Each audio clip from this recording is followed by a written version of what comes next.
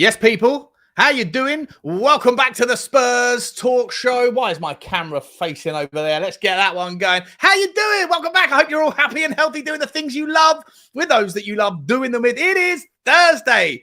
It is the 2023 version of the 15th of June. And this is my first evening session for a little while. We're going to get through all of your Tottenham news, views, and clues. Talk about the fixture list. Talk about what else is going on today. Harvey Barnes and James Maddison. It's Maddison. It is mad. All about 50 million for two players. What about Raya, Inter Milan coming in for him? What about David De Gea? He's going potentially to Saudi Arabia. Does that mean that Man United, the vultures are circling? We don't know. We're going to be talking all about it. And of course, I've got my mates, Adam William Cahill, to get us through the next, we're going to say 60 minutes to 90 minutes. So lock yourself in, guys. Smash the like button on your way in. The Spurs Talk Show. Oh, yeah, it starts right now.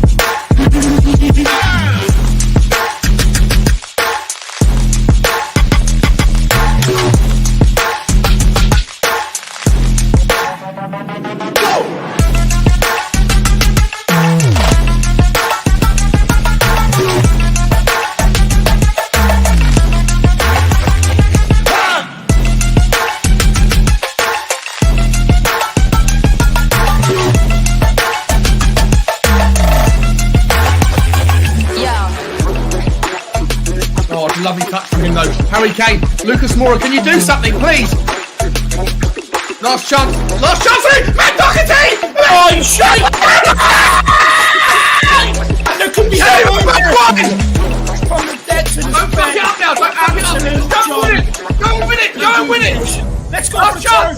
Stephen Bergwijn. Stephen Bergwijn's through. Win it, Stephen. Come on. Yes! Yes! He's won it! He has won it! Oh my God! Oh my God! Oh! We did it!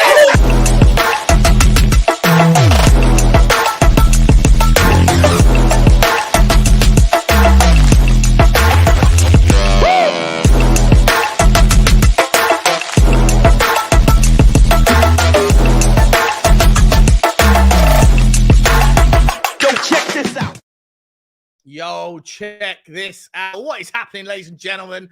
How are ya? It's Thursday evening. I really hope you are locked in, chat. Locked in. We've got a lot to talk about this evening. Before I get to say hello to some of you lovely people, I'm going to be bringing up your conversations. I want you to dialogue with us. We'll be having the conversation, the back and forth, the tete-a-tete through virtual means. Before I get to that, let's bring in the guest who's going to join me, at least for the start. Ladies and gentlemen, welcome to the show, Mr. Adam William Cahill. How you doing, Adam? What's the story, buddy? I am sizzling here at a beautiful, sunny, unusually sunny Irish evening. And I know in London, typically you get at least a good few days like this during the year. But in Ireland, this is just unheard of. So I'm enjoying it while I got it. I hope you're not enduring too much of the sweltering temperature, Sean. But I'm not a fan. I'm not a fan, mate. When it's like 24 degrees, 23, 24, like it was last week. Gentle, cool breeze, 23, 24, and I'm happy as a pig in poo. But when it gets like to the 28s and above, like it's just not really for me, you know? Not really for me. Absolutely. You know, just our buildings are not made for it either. Do you know what I mean? Like we're like air conditioning is not really a thing because we're used to the cold and all the buildings are meant to keep the heat in. So now we're just like baking in this stuff, but we'll get through it. We've got a lot to talk about, and I'm sure we'll get through it unscathed. I hope so, mate. I hope so. Guys, in the chat, let's say hello to some of you people. Please hit the like for me on the way in. Stefan Deluxe is in the house. What's happening, Stefan? He said Spurs have denied the double bid, by the way, but are willing to use Winks going the other way in any deals with Leicester. I didn't know that Spurs have denied it when I did the thumbnail. I've subsequently been informed of that. We're going to talk about that in a second. But Harry Winks going the other way. Yeah, I mean, we'll talk about that in a minute. We'll talk about that. But good to see you, Stefan. Hod God's in the house. What's happening? Hod God, good evening, everyone. The double bid is a piss take if true. The media do know how to get our cockerels up. Raf's in the house as well. What's happening, Raf? Good to see you. So is Dave Clark. Hi from Leicester. Hi, mate. Love music's in the house. Big up, Sean. Big up, my man. Danny Kiriaku's in the house. Danny Kiriaku. Big up, Shawnee. Hope you're well, mate. I am, buddy. I hope you are too. Daniel Hammett. I wouldn't be surprised if we do bid for both Maddison and Barnes, but I think that headline was just rubbish journalism. We wouldn't actually make that offer knowing Maddison's fee alone. Wouldn't put it past Daniel Levy. Wouldn't put it past him. You want 50 million for Maddison? I'll see your 50 for Maddison, and I'll raise you a 50 for Maddison plus Harvey Barnes. He's probably worth 35 in on by himself. Definitely. Cold shot. Big up, surely good to see cold shot. Adam Phillips in the house as well. Surely the 50 can't be true. Then again, it is Levy. Exactly, mate. MJ's in the house. Marquez. Sean, your legend. Thank you, mate. Appreciate that. You are too, no doubt. One Delawitz is here. How are you, Sean? I'm all right, mate. You know what? Just for what it's worth, if any of you people have the misfortune of ever needing a gastroscopy for health checks, when they shove a big old robot wire down your throat, do what I didn't do. Adam's had one before. He advised me to inhale as it was going down.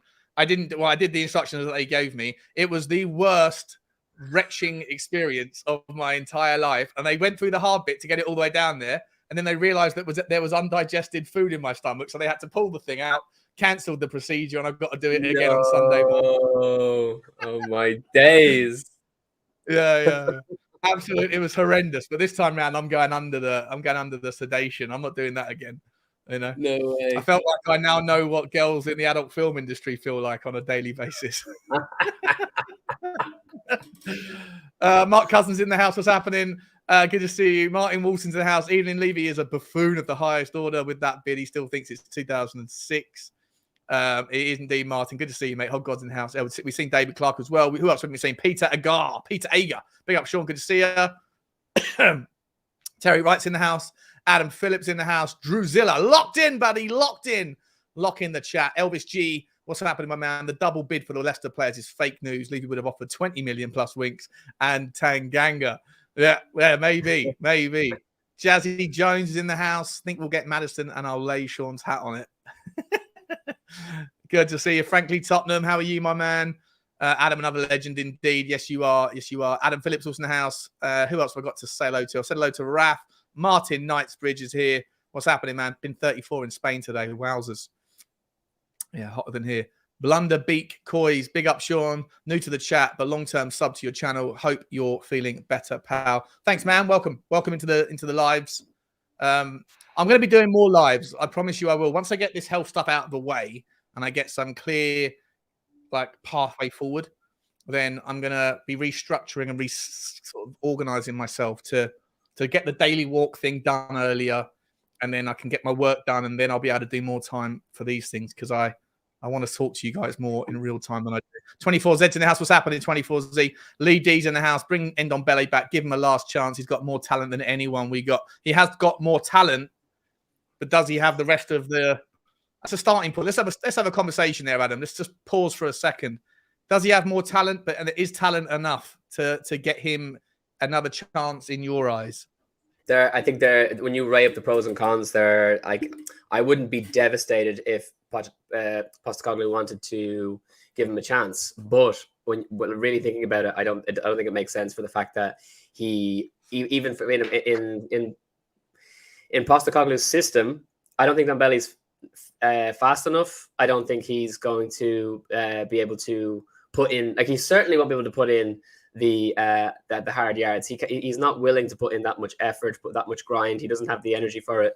And when you consider the fact that the other options that we have in terms of attacking midfielders, when we're talking about bringing in a James Maddison, when we're talking about potentially bringing in an Eze, if we're left with Ndombele instead, to be quite honest, I'd be a little bit disappointed, and it's like, I know that we've had that discussion before, where it's like a lot of these, really high profile players of every position are presented to us, and then we're disappointed if we get someone of a lower caliber, and that, it's not, it's our own fault for listening to the media. It's our own fault for having the conversations about who we really want to have and creating dream world fantasy scenarios.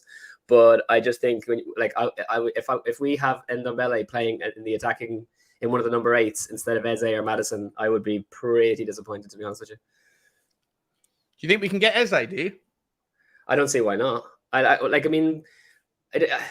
You could almost swap them. If you offered an Ndombele potentially plus cash for Eze to Crystal Palace. Yeah, but Crystal Palace have just sold me a Khalifa talk show 24Z. That's what it felt like, if I'm entirely honest. I just think Crystal Palace they're not gonna sell all of their play. Crystal Palace have got a lot of money, man. They're not like obviously at the highest end of the wealth, but they're not poor. Like the amount of money that gets distributed through TV money and stuff, I don't think they're necessarily a complete selling club. And they've already lost Zaha, or they're going to lose Zaha. And, there's talks that they might lose Mark Guehi or Joaquin Anderson. By the way, I don't particularly want Guehi. He's been linked with Tottenham. I know he's young and I know he's talented, but 50 million quid for him, there's so much better out there. Whenever I've seen Guehi, I think his positional astuteness is all over the place. He's very good in the air.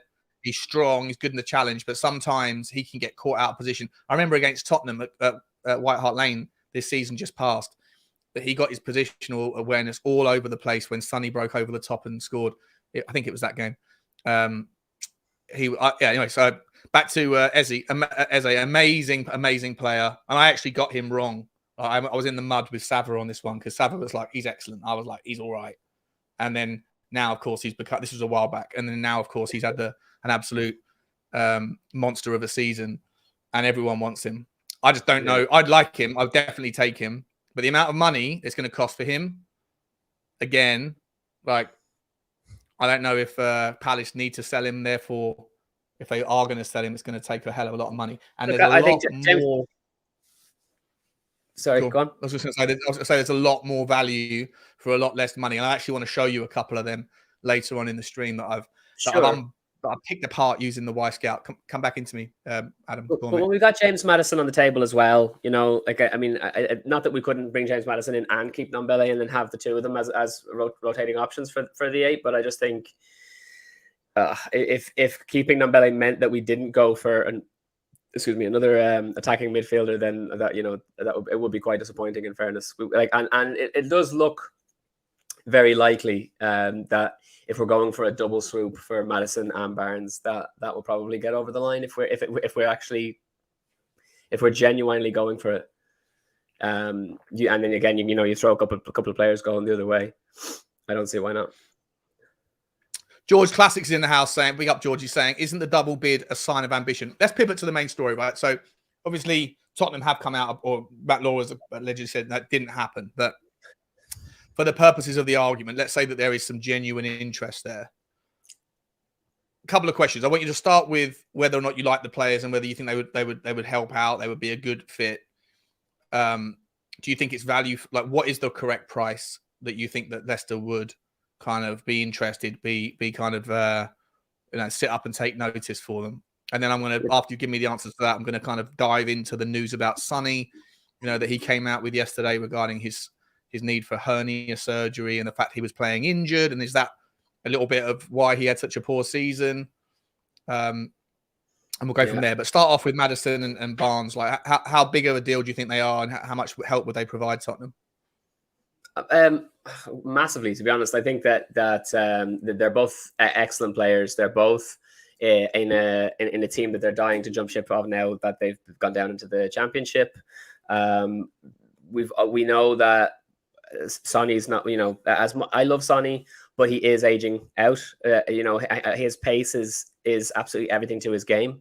So there's absolutely no reason why we shouldn't bring in someone who has excellent quality and can only stand to get better, to be there to rotate with him. Sonny has also got 2 excellent feet, so you can always play Sonny out on the right and Barnes on the left anyway.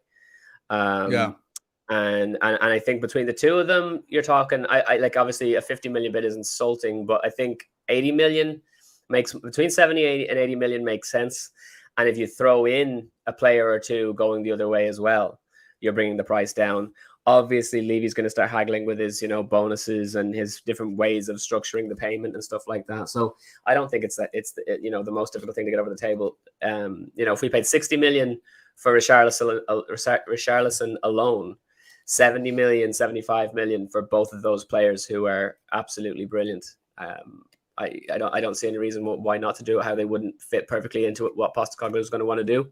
I could really see Sonny moving out on the right, because we don't know if Decky's staying or not. Hopefully he is, but even if he Decky's not, he's not a quick guy.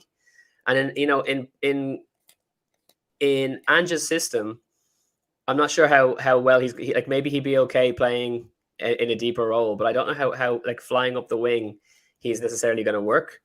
So if we have Sonny out on the right and Barnes on the left with Kane in the middle, I think that's and then the two sitting behind them would be obviously you're talking probably Bentancur and Maddison. I think that's a pretty strong attacking line. I'm just looking up how do I spell his name? Maddison, MADD. Right, there we go. Mm-hmm. So Harvey Barnes, he got 13 goals and 1 assist last season, and some incredible goals, by the way. Like they were bangers. There were some bangers. James Maddison got 10 and 9, so 33 goal contributions between the two of them. A shite team. Without those two, you make the argument that Leicester would have been relegated by February. Yeah, right? By Christmas maybe. They were pretty woeful. They are. Look, I really do like Harvey Barnes. The argument for me against him is a budget absorption, opportunity cost, right? There's only so much money to go around. You've got 7 places to fill. You've got a goalkeeper where the selling club wants 40 million, which would be, punchy. Let's call it punchy. And we'll talk about David Raya in a minute, because there's a couple other clubs that are entering the race for that potentially. Mm-hmm. You need at least 2 centre backs. In an ideal world, you'd like 3. You need a cam like Maddison. You probably need a forward, whether or not Harry Kane stays or doesn't. Definitely if he does leave, and that forward could be Harvey Barnes, right? But there's a lot of, you might even need a left back as well, right? You might, if Postecoglou comes in and says no to Perisic, no to Reguilon, no to Sessegnon, then you might need a left back to come in and help you Doji out. A straight up solid defensive left back, someone who can sit and do the Emerson role on the left. I don't know. It's highly unlikely. Yeah, it's unlikely to do it all, right? It's unlikely to do it all in one season. He's probably going to be like Reggie will absolutely do, considering that you need a complete rehaul of the centre backs and an attacking midfielder and a keeper. So I'd say Reggie barely played in that Letty last year. Reggie didn't get any minutes. He couldn't get on the pitch. I don't know if he was injured or whether he just he's completely out of form. But and Sessegnon is so bad. Well, I was having this conversation. I forget whose channel I was on. Is there a worse left back in the Premier League? Ask the chat this. I've been saying this for ages. The amount of conversations that we were having about at one stage, the different which player is better between Sessegnon and Reguilon. I can't believe anyone was even bringing Sessegnon into the same stratosphere as Reggie.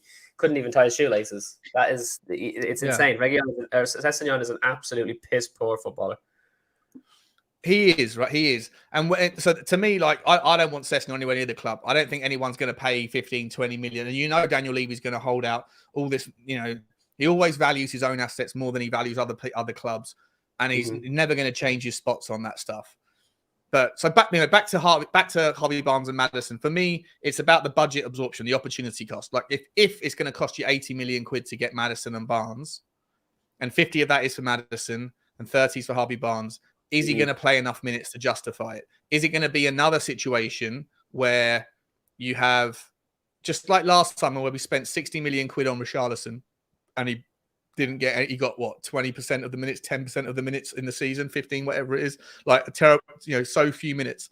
And I don't want to see that again. I really do like him. I think he's a great player, but it's just about, if there's only so much money that's in the coffers, do you want to really spend 50% of the budget on 2 players, one of which, to Paul Markey in Super Chat, thanks, Paul, really appreciate that, mate. Paul Markey says he can't understand the hype around bang average Maddison. He wouldn't get into any of the top 5 teams.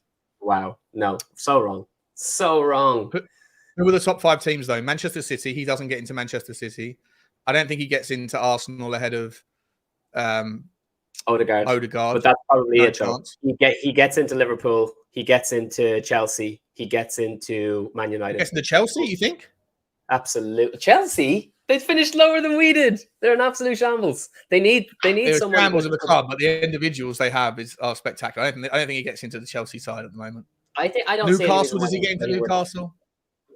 Yeah, absolutely, definitely. Their midfield is not the strongest at the minute. Like it's decent, but like you could get him in ahead of one of the attacking midfielders there. I mean, like who was it? Richarlison and Longstaff. Yeah, he'll display. Longstaff plays more defensive, more in the kind of hold, but he doesn't get in ahead of Guimaraes. He does get in ahead of Joel Linton, I think. Yeah, no one gets in ahead of Guimaraes, but yeah, look. No. Paul Markey saying that he doesn't understand the hype. I think Maddison's a really good player. I think he would fit the system as well. There's a little bit of question marks over whether or not he'd put in the work rate. I don't think he'd be too much of a hype, like too much of a prima donna. I think he'd get behind it. And for me, it's just a case of another friend for Kane. You know what I mean? Another friend for Kane. Somebody else that Kane is a really good mate with, and we might be like, actually, I don't mind staying here now that a mate of mine has showed up. Yeah. Well, we'll talk about Harry Kane as well in a second. Thank you so much for the super chat, Paul. By the way, guys, there's 340 of you in the house. If you wouldn't mind doing me a favor and smash the like button for me. Also, if you haven't hit the subscribe button, please do. I think we're only about 25 or something away from 8,700 now. Madness, the growth on the channel in the last month, guys. Really appreciate all of your support. Thank you all very, very much. Let me see. So for you, so you would take Harvey Barnes, would you? Yeah, for that, if we're getting them in a kind of this is the thing. It's weird when you kind of think about it in terms of him on his own, because considering you're right in saying the Sonny is not going to be displaced, it would make much more sense to go for a free Manor Solomon, right? And then he's barely going to get any minutes, but he's a tricky player. He's great. He'll do better for Spurs than he would for Fulham. But he's not so good that you're thinking he's going to be upset, playing second fiddle to Heung-min Son. Barnes probably, you'd want to give him more minutes. But again, it's one of those things where you have to consider what options are available in terms of the setup. If Sonny moves out onto the right and Barnes plays on the left, and Kulusevski moves into one of the number 8s. Then that you're able to keep all your key players playing and fit someone like that into the team. And when you've got the two of them coming in, if Maddison and Barnes are coming in as a pair almost, you're probably going to end up getting a slightly lower price than if you were going for either of them on their own, if that makes sense. Sort of like a package deal. Yeah, probably like there'll be some sort of thing there where they're like, where Leicester are believing like they're making a crap ton of money in one swoop. So, I think ultimately the class of the player is there. He's definitely got great quality. And I think, again, playing in a system that favors his style, we'll see. But you'd see, more out of him playing for Tottenham than we saw from Leicester. And he did exceptional for Leicester, despite them getting relegated. Yeah, look, I'm like I say, I'm a big fan of him. I see him ending up somewhere like West Ham. If West Ham can get good money in for Declan Rice, then I think that they'll go and do some reshaping. It'd be really interesting if West Ham go and spend that money on someone like Palhinha from Fulham, who, again, don't understand why Tottenham are not knocking down the door of Fulham to go and get. This guy is so good. He's 6'3". He's built. He's good in the air. He's just an absolute baller. He's a monster number 6 that we could want. You put him in the back there, protect the back 4. You move Bentancur or Bissouma forward, and then you put a Maddison in front of them, and you're good. You are good. Get Højbjerg out the door. I know how much you love Højbjerg, mate. Get him out the door for 25 million. Bring in Polina, bring in Maddison, and we're good. What I do want to show you, whilst we're talking about trying to fill that role, that someone who can kind of play in the middle, play on the left, play on the right, not break the bank, but for me, be an absolute steal. He plays for Real Sociedad, and his name he's got a brilliant name. Takefusa Kubo. Takefusa Kubo, right? And I swear to God, I know I'm coming out with a couple of Japanese names over the last week with Hiroki Ito. I'm not doing it because of the links with Costa Cabalo's links to Japan. I'm just pumping the data that I'm looking for into the YScout tool, and what comes out, right? And I want to spend a couple of seconds just showing this one to you. Right, you have to check this guy out. I'd love to be able to show you all the highlight reels and stuff. But so what I pumped into, actually, let me start by showing you guys what I did with the YScout. I'll just take 2 seconds to show you. I don't want to bore everyone to tears with it. But how do I get rid of this? That video down the bottom, they're going to cause problems. Oh yeah, probably. That's perfect. Been demonetized. Go away. That's it. Already been demonetized. Superb. Let me share my screen and go to. Where is he? Here we go. No, that's not the one. That's the one. All right. So what I did, right? So I've got. I picked all the midfielders, guys, in the chat. Everyone that plays in the attacking midfielder, the strikers, or the left and the wing inside forward roles, and I've filtered by top 5 leagues in Europe, top 5 South American leagues, Western Europe, Scandinavia, and Eastern Europe, just to kind of get some of the other leagues in Europe that still can provide decent players. The next metric, I'm looking for someone particularly young, someone who can bring in. Then I thought, what are we looking for here? So we need accuracy of passes. We need someone who's played enough minutes. So if we dial up, I'll do that in a second, actually. How many goals have they scored? What was their XG? How many dribbles per 90, or successful dribbles rather? No, dribbles per 90, I think it was. Offensive duels per 90, their assists, their XA, and then I think this is it. I think this will do. Long story short, I'll dial it up to make sure that he's got at least 75% accuracy with his passes, that he's played enough minutes to have a decent sample size. I'll put in 2,500 minutes or something like that. Dialed up the goals. How many goals did he score?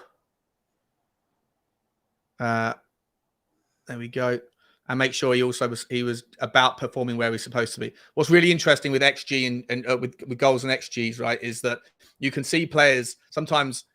If you might have a player that's supposed to have scored 20 goals, right, but only scored 10, and you might think on paper, this guy can't finish his dinner. Underperforming, yeah. But as a consequence, that might be a consequence that he can't finish his dinner, or it might be a consequence of some worldy tackles that have come in or some worldy saves. And so if you then go and do your homework and go and look at where did he have those XGs, and where did that sort of that out of balance happen, and you go and look at the individual circumstances, you can actually identify players whose valuation is significantly suppressed because they're only a 10 goal a season guy, but in another season, when that goalkeeper wasn't having a worldy moment, when that defender didn't make a worldy save, he'd be a 20 goal a season guy. So this is what Brighton do all the time. They look on a very simplistic level. They look for people that they can find value in by looking at things like the difference between XG and G, and then going and doing their research and figuring out whether the gap between the two is because of something that's wrong with the player or something that happened that was kind of contrary to the norm, if that makes sense. Anyway, so I dialed all this stuff up, right? I won't bore you with the whole thing, but I dialed all this up stuff to be very competitive and made sure that he's a very good dribbler, that he wins most of his offensive duels. And you can start to see all the filtering going down. I think you can see here that we're down to 48 people. Long story short, out pops this guy, Kubo. So I go and look him up. Hang on. How do I get rid of that? Stop screen. And I want to show you. I hadn't heard of this guy until I'd heard of him in the zeitgeist, but I want to show you what this guy looks like. He is insane. His stats are bonkers. Look at this, right? This is the guy who plays left, right, or centre, and across the top 5 leagues. He plays for Real Sociedad, so he's in a very competitive league in La Liga. He's in the top 90 to top 10% for passes completed, passes attempted. His pass completion 71%, which isn't like this kind of average or whatever. Total passing distance, considering where he plays on the pitch, is super high. This is compared to everyone that plays in the attacking midfielder role or wing forward role across the top 5 leagues. 94th percentile for progressive passing distances. 92nd percentile for passes short. It's the mediums, it's the long stuff, I think, where he drops off a little bit. Yeah, that's it, where his percentage is not great. But how often is a guy who's playing up that end of the field going to be taking long? Yeah. Assists.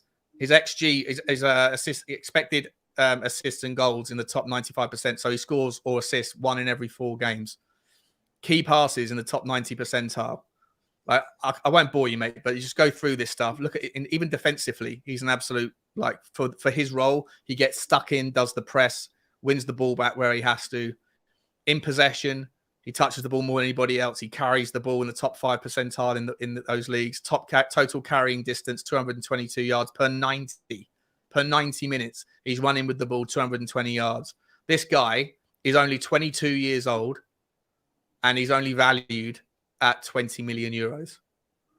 Like, I don't know why we are worrying about spending 50 million quid on James Maddison and 30 million on a Harvey Barnes when that guy's available for 32 million, 33 million. I don't know how much you have to pay to get him, but to me, he absolutely screams as a gem. He will end up going somewhere. But Postecoglou does have the Japanese links. And like I say, I'm not just trying to find Japanese players for the sake of it. I'm just putting in the data, and occasionally a Japanese kid pops up. To me, absolute steal. Have you heard of this guy? Do you know much about him? No, not at all. I think that perhaps the part of the problem is that the owners and people who are making these decisions they consider Premier League experience as such a high factor. You know, it has primacy almost. Like they're more likely to want to go for players that have been there, done that in the Premier League than take a chance on players that might come in and they're just not able for the week in, week out grind that is required when you're playing against teams of a significant quality every single time you're going out on the pitch.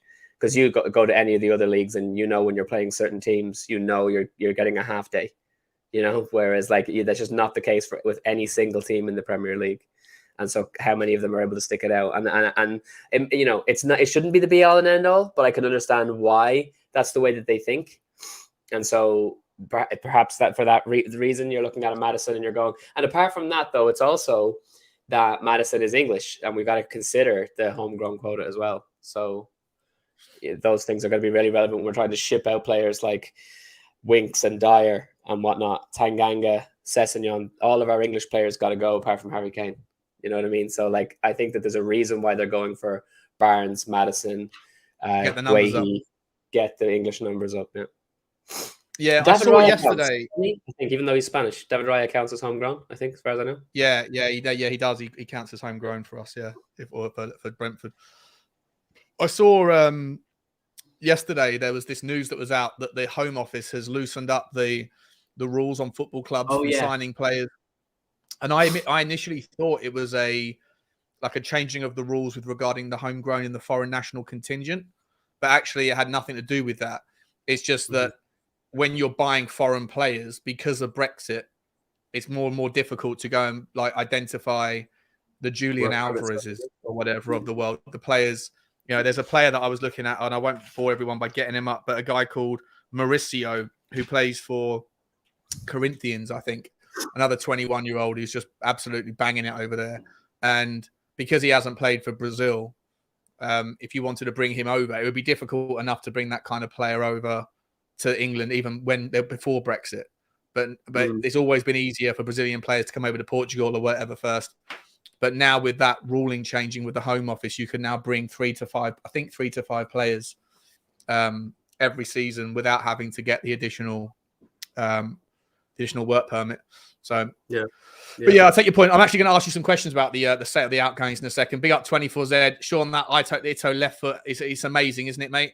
He pings balls from all over the pitch, and he takes those Roberto Carlos style free kicks. I don't know if you've seen them, but he takes Running like a at them. 25-yard run up. Yeah. It's insane, Adam. Like I saw one of these highlight reels at Stuttgart, and there was a free kick, and it must have been about 5-10 yards away from the kind of the center circle, like the curve of the center circle in the opponent's half. And for whatever reason, he decides to have a crack, and he runs up from like the halfway line, and this ball doesn't end up far away. He's got an absolute pelt on him. It's superb. Just quickly, new member for the channel, Jazz Jones. What's happening, Jazzy boy? Thank you so much for your support on the channel, mate. Really appreciate it. Welcome on board. I'm not sure if you're a puppy or a pony, but I'm looking forward to seeing you. I am going to be starting. It's long overdue. Going to be starting some fan phone-in shows and things once I get this health stuff out of the way. Future Music saying Kubo is class. Yeah, he really is, mate. Adi Kunle saying Polinia for Højbjerg. That will be smashing. 100%. Robert Bullmore, sorry, saying yes to Kubo. Sophie saying, what's happening, Soph? Good to see you, mate. 65 to 70 is a fair price for Maddison and Barnes. Neither will want to stay in the championship. Maddison only has 1 year left. Leicester have to sell. Yeah, well, they do have to sell, but it's whether or not they're going to sell to Tottenham. I just don't know whether do you think Daniel Levy like pisses chairman off, Adam? When he comes in with like insulting, not obviously this one might not be true, but like just in general, if he starts having conversations with the player, they maybe agree personal terms, or at least see if there's an interest there. And then once that's figured out, they might go and have a conversation with the DOF of whatever club and say, hey, you know, that guy, like we're interested, like, what's your asking price? And they say, we want 60 million. And Daniel Levy goes, okay, cool. I'll think about it. Expect the facts in about an hour and a half time. And then he sends through something saying 10 million plus Harry Winks. Like, do you think like these other chairmen just go, oh, fuck off, mate? Like, I'm not sure it's as bad as all that. Deal with you. I'm not sure it's as bad as all that. I think that everyone knows Daniel Levy plays hardball for sure. But we only know what the media tell us, and I don't believe. I think 80% of what the media say at best is bullshit. And so like we have no idea what way those meetings go on in the boardrooms. We have no idea. Like, you know yourself, like from operating in business in general, you don't just, like, more often than not, you're not going to turn to the people and go, what do you want for this? They go this much, and you go, okay, no problem, slide it across the table. Like, you go for a lower figure, you tell them what you think is reasonable based on very specific criteria, and they go, yeah, that might be what you think, but we think this, and then you try and meet in the middle. You know, and it might not be right in the middle. It might be more towards the seller or more towards the buyer. But this is how negotiation works. So anybody who's getting properly worked up, the only annoying thing is when you see it take to go on and on and on for so long that we eventually lose out because someone comes in and goes, because we're taking too long in negotiations. That's quite frustrating. But I think that any businessman knows that you negotiate, and I think people giving out about it, they're expecting too much, and B, they're trusting too much in what the media is saying. So it's kind of you couldn't say nobody who doesn't know, who isn't in those meetings, can say whether or not Daniel's a pain in the ass or not. To be fair, to give the devil his due. Well, yeah, there's been a lot of people that have spoken after the fact, right? Like I've not always defended him. I've defended against illogical arguments. I always say, same. People throw the book at him, right? But I do think that there's no smoke without fire, that he is a difficult guy. And for me, I think that the problem is that I think he sees a negotiation as like a zero-sum game where someone has to win and someone has to lose. And it doesn't have to be that way. Like if you go in with good faith and you build a relationship, because you're not just dealing for this player, you're also setting the stage and the groundwork for future endeavors. Totally. Like we weren't able to go back to Southampton after the Højbjerg deal because he'd made a big zero of it seemingly, and Southampton didn't want to deal with it again. Yeah, exactly. And look, you see how Pep Guardiola speaks about Daniel Levy all the time. Like I don't think Tottenham, even if Tottenham were willing to pay more money for Aymeric Laporte, and Laporte was willing to come to Tottenham, I still think that Pep would tell the Sheikh, screw it, like no, not Tottenham, not that guy, not letting him have. Yeah, exactly, 100%. You know, 100%. Yeah. Talking about gazumping though, mate, you brought that up. I do want to pivot to David Raya because there is the news out.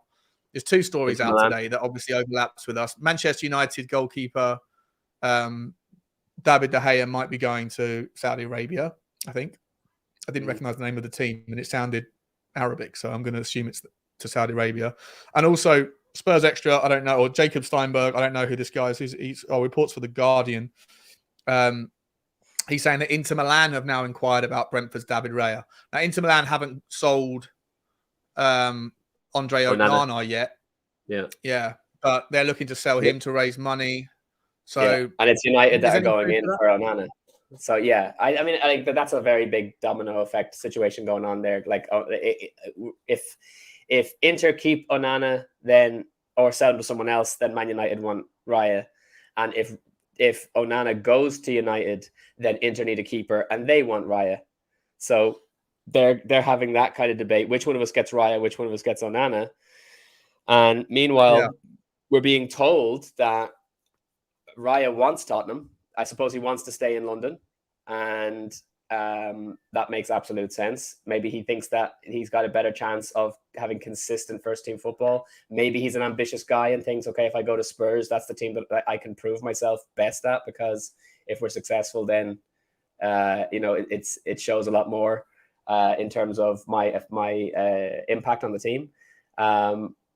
So Fabrizio Romano is a difficult man to ignore, because he's very often right on everything that he says. It's very, very rare he gets things wrong, and he is saying that Raya wants Tottenham.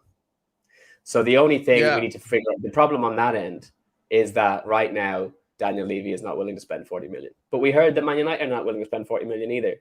So I don't think there's a massive rush on it, but and look, if Brentford want 40 million and Manchester United buy on Onana for 50, which is the rumor, the 55 million euros, I think it is, right?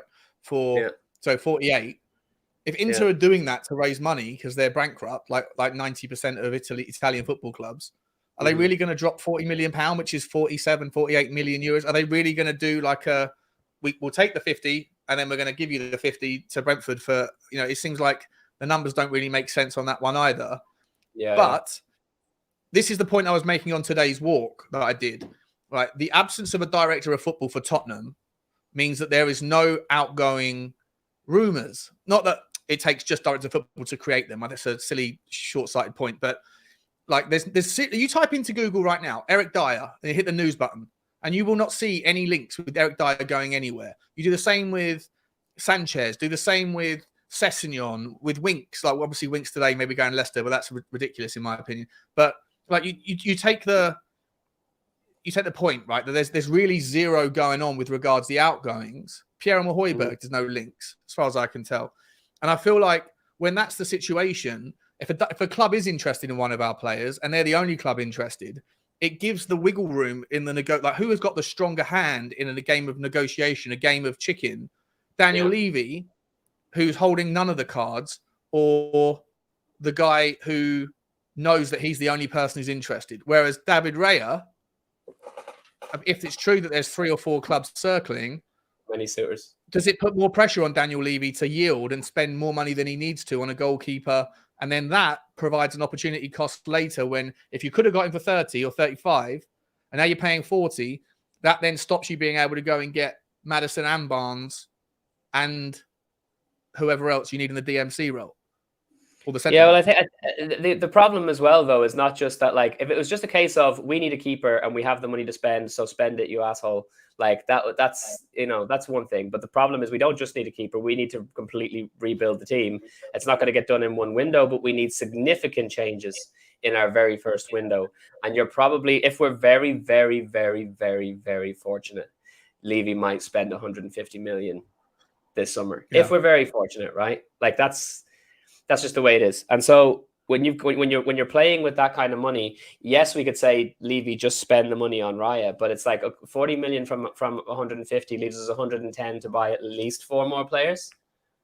30 million for Ibanez, right? 35 million, whatever that's going to cost. You need another one, whether that's Victor Nelson, whether that's one of the others we've spoken about. Then you're going to need 60 million for defenders, right? So that's 100 million.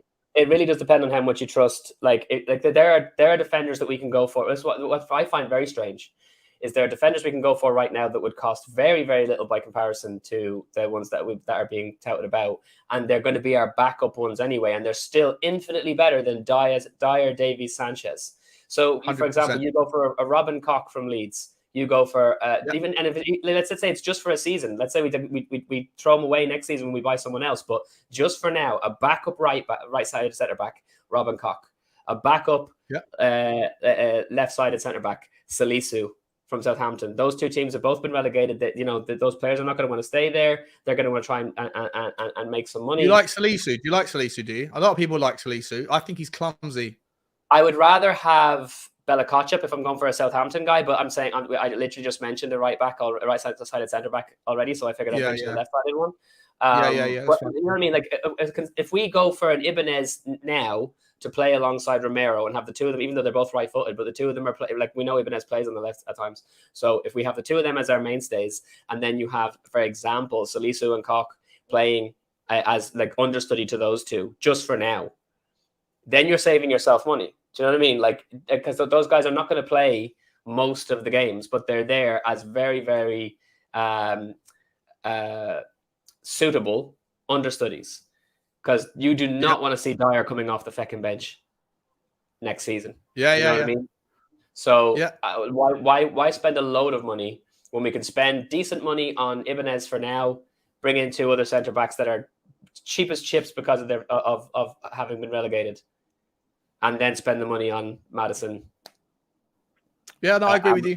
I agree with you. I just think there's for me personally, I think there's better value out there than Salisu, however you say his name. Before we continue, let me just get through a couple of super chats. Kaylee Davis, thank you so much for your contribution and for your support of the channel. Really, really nice. I'm not sure if that's Kaylee a girl's name or Kaylee a boy's name. No offense either way, but welcome to the channel. Can't wait to meet you when I get these fan show things going. I promise I will do that very soon. Just need to get this health stuff done first. Moondog's in the house with the super chat as well, saying good evening. Hit that like button, people. Well, yeah, what are we doing on the likes? Adam, can you see how many likes we've got? I don't know how many we've got right now. I'm not looking at it. We've got 111. There's 450 people in the house. We're on 111. If everyone that hasn't hit the like button could hit the like now, then we could get that number at least to 200 pretty quickly. So please do me a favor, guys. Moondog, thank you very, very much for your support, mate. As always, buddy. You been around from the start. My day one, one of my day ones. And also, big up to the man from Football Heritage TV, Sava, just saying he loves me. I love you, mate. I love you. Thank you very much, dude. The link's in the group if you want to come on and join the conversation. Very much appreciate it. I know you're getting ready for your, where are you going, on a 2-week stag do or something? It's absolute madness, but very, very generous, mate. Thank you very much for the support, as always. Sorry, Adam, are you going to say something, mate? No, just saying, yeah, he's gone on a stag do. Fair play to him. Yeah, a 2-week one. Oh, I think it's like maybe it's 4 or 5 days with his mates, and then he comes home and goes away with his missus. So he's gonna recover. There's a report from Fabrizio Romano just out. Chelsea and Caicedo working behind the scenes since a long time. Moved more than 1 month. There's still work to do, step by step. Oh, and Fabrizio Romano says, let me get it up so I can show you. That's what he said. Something about James Maddison there, I think. Let's have a look-see. What we got? Understand Tottenham have not sent any official proposal for Harvey Barnes and James Maddison. Would make no sense to submit a joint bid for 50 million. No chance. Spurs are working on both Maddison and Barnes deal, but reports of bid are described as wide of the mark. So your man... Romano. Matt O'Law was correct. Yeah. But if Fabrizio Romano is saying it, he's the one guy in the media that I'm like, yeah, I'm gonna take that as close to gospel as can be. Let me ask you this: there was a Chelsea guy in the chat here a minute ago. Here he is, Blue Lion. Big up, mate. Good to see you. Hope you're doing okay. He says, "Come take Conor Gallagher from us." I had this conversation a couple of days ago. I'm a massive fan of Gallagher. Like, I think he's at Crystal Palace, he was savage. Yeah, and I think everything at Chelsea was terrible last season. They're going through a transition. Yeah. I think Conor Gallagher is a really, really good player. Some Blue Lion obviously doesn't like him too much and wants him to go. I don't know what the bid would be to get him over. I don't even know how Chelsea would deal with Tottenham, would they? This is the problem. We haven't really done too much in the past, have we? It's weird. I think that because of the rivalry, we'd have to pay over the costs. Now, what's he worth? Like, I doubt, like, young guy hasn't really proved himself. Surely he can't cost more than 15 million. But we're going to end up having to pay mad money because it's us, and we're paying the enemy tax. Yeah. Well, Blue Line's saying, come take Gallagher for 30 million. 30 million. Yeah, he's not worth that. I don't think he's worth that. Amrabat would cost 30 million, no? Maybe 40. I love Amrabat. I think he's brilliant. You know what? I've said this before, right? I feel like the specificities of the number 6 role for Postecoglou's system, if they want to emulate it exactly as it was played at Celtic, I don't think Bissouma's good enough on the ball. His passing range is a little bit limited. He's not quite, it's a bit narrow. And Bentancur doesn't have... He can press, though. He can press, but that's not really the role of the 6, right? The pressers are happening up the pitch. It's more of the 2-8s, the wide guys, and obviously the 9. Well, it depends. In Ange's system, he can do one of two things. He normally gets the 6 to either spray long balls and be a really, really good passer of the ball, or someone who's able to dribble past players and get it to the like, as long as that number 6 is getting the ball to the opposition half. That's principally the thing. And 24 Bissouma's way more press resistant than I think. I love Bissouma. I absolutely adore Bissouma. I think he's going to act like a new signing next year. I'm just saying that the role of the 6 that Callum McGregor played is very specific. It's incredibly specific. And Callum McGregor is just not good enough at the Premier League. He's good enough in the Scottish League, but like I think that Sofiane Amrabat, I think is the guy that could do it, or Polina. I think Polina's got a wider range of passing than Bissouma, and I think like Bentancur, I just don't think is good enough in a world where the transition and the turnovers happen, and the team breaks, the opposition breaks on Tottenham, and then you've just got the kind of the 2 centre backs and the right back in a world where Udoji's playing and has joined up and become part of the 5 up the top. Then you need that 6 to be able to sit there and marshal and win the ball back in the air, for example, because especially if you're pressing from the goalkeeper when they're taking a goal kick or something, the idea of the press is that you force the guy to go long, and then you need someone up there who can win the headers. So you need 2 really clever centre backs in the air, and in an ideal world, you need someone else in that 6 who can also do that role to be able to pick the ball up, win it, bring it down, and recycle possession. And I'm not sure that Bissouma is he's good at everything. I just don't think he's great at anything that's the specificities of that role. I love Bissouma. Don't get me wrong, and I think it'll be very important next year. But I think that there is I think he's a bully. I think that coming into a new team shied him up a little bit, but like having a season under his belt and getting a little bit, like in the last few games that he played, showing a little bit more like he was settled. I think he's a bully. I think he'll be able to push past players. I think he'll be able to not only will we be able to see more of his being aggressive on the ball, but also taking long shots as well, because he's got a bullet of a shot when he decides that he's going to take one. He's got an absolute bullet of a shot. Yeah, he has. Yeah. But then that's probably better suited for the box to box number 8. Then maybe. Yeah, look. I mean, there's like I say, mate.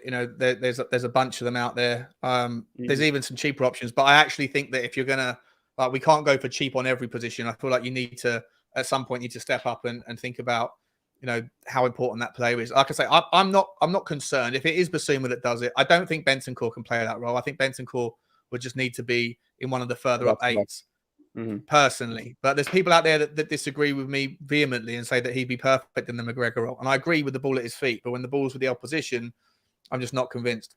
But yeah, look, Bissouma will do if that's you can't do everything all in one transfer window, and it's not as important to fix that as it is the 2 centre backs. Getting some support. Basically, what you're saying, like, if you think of where Conor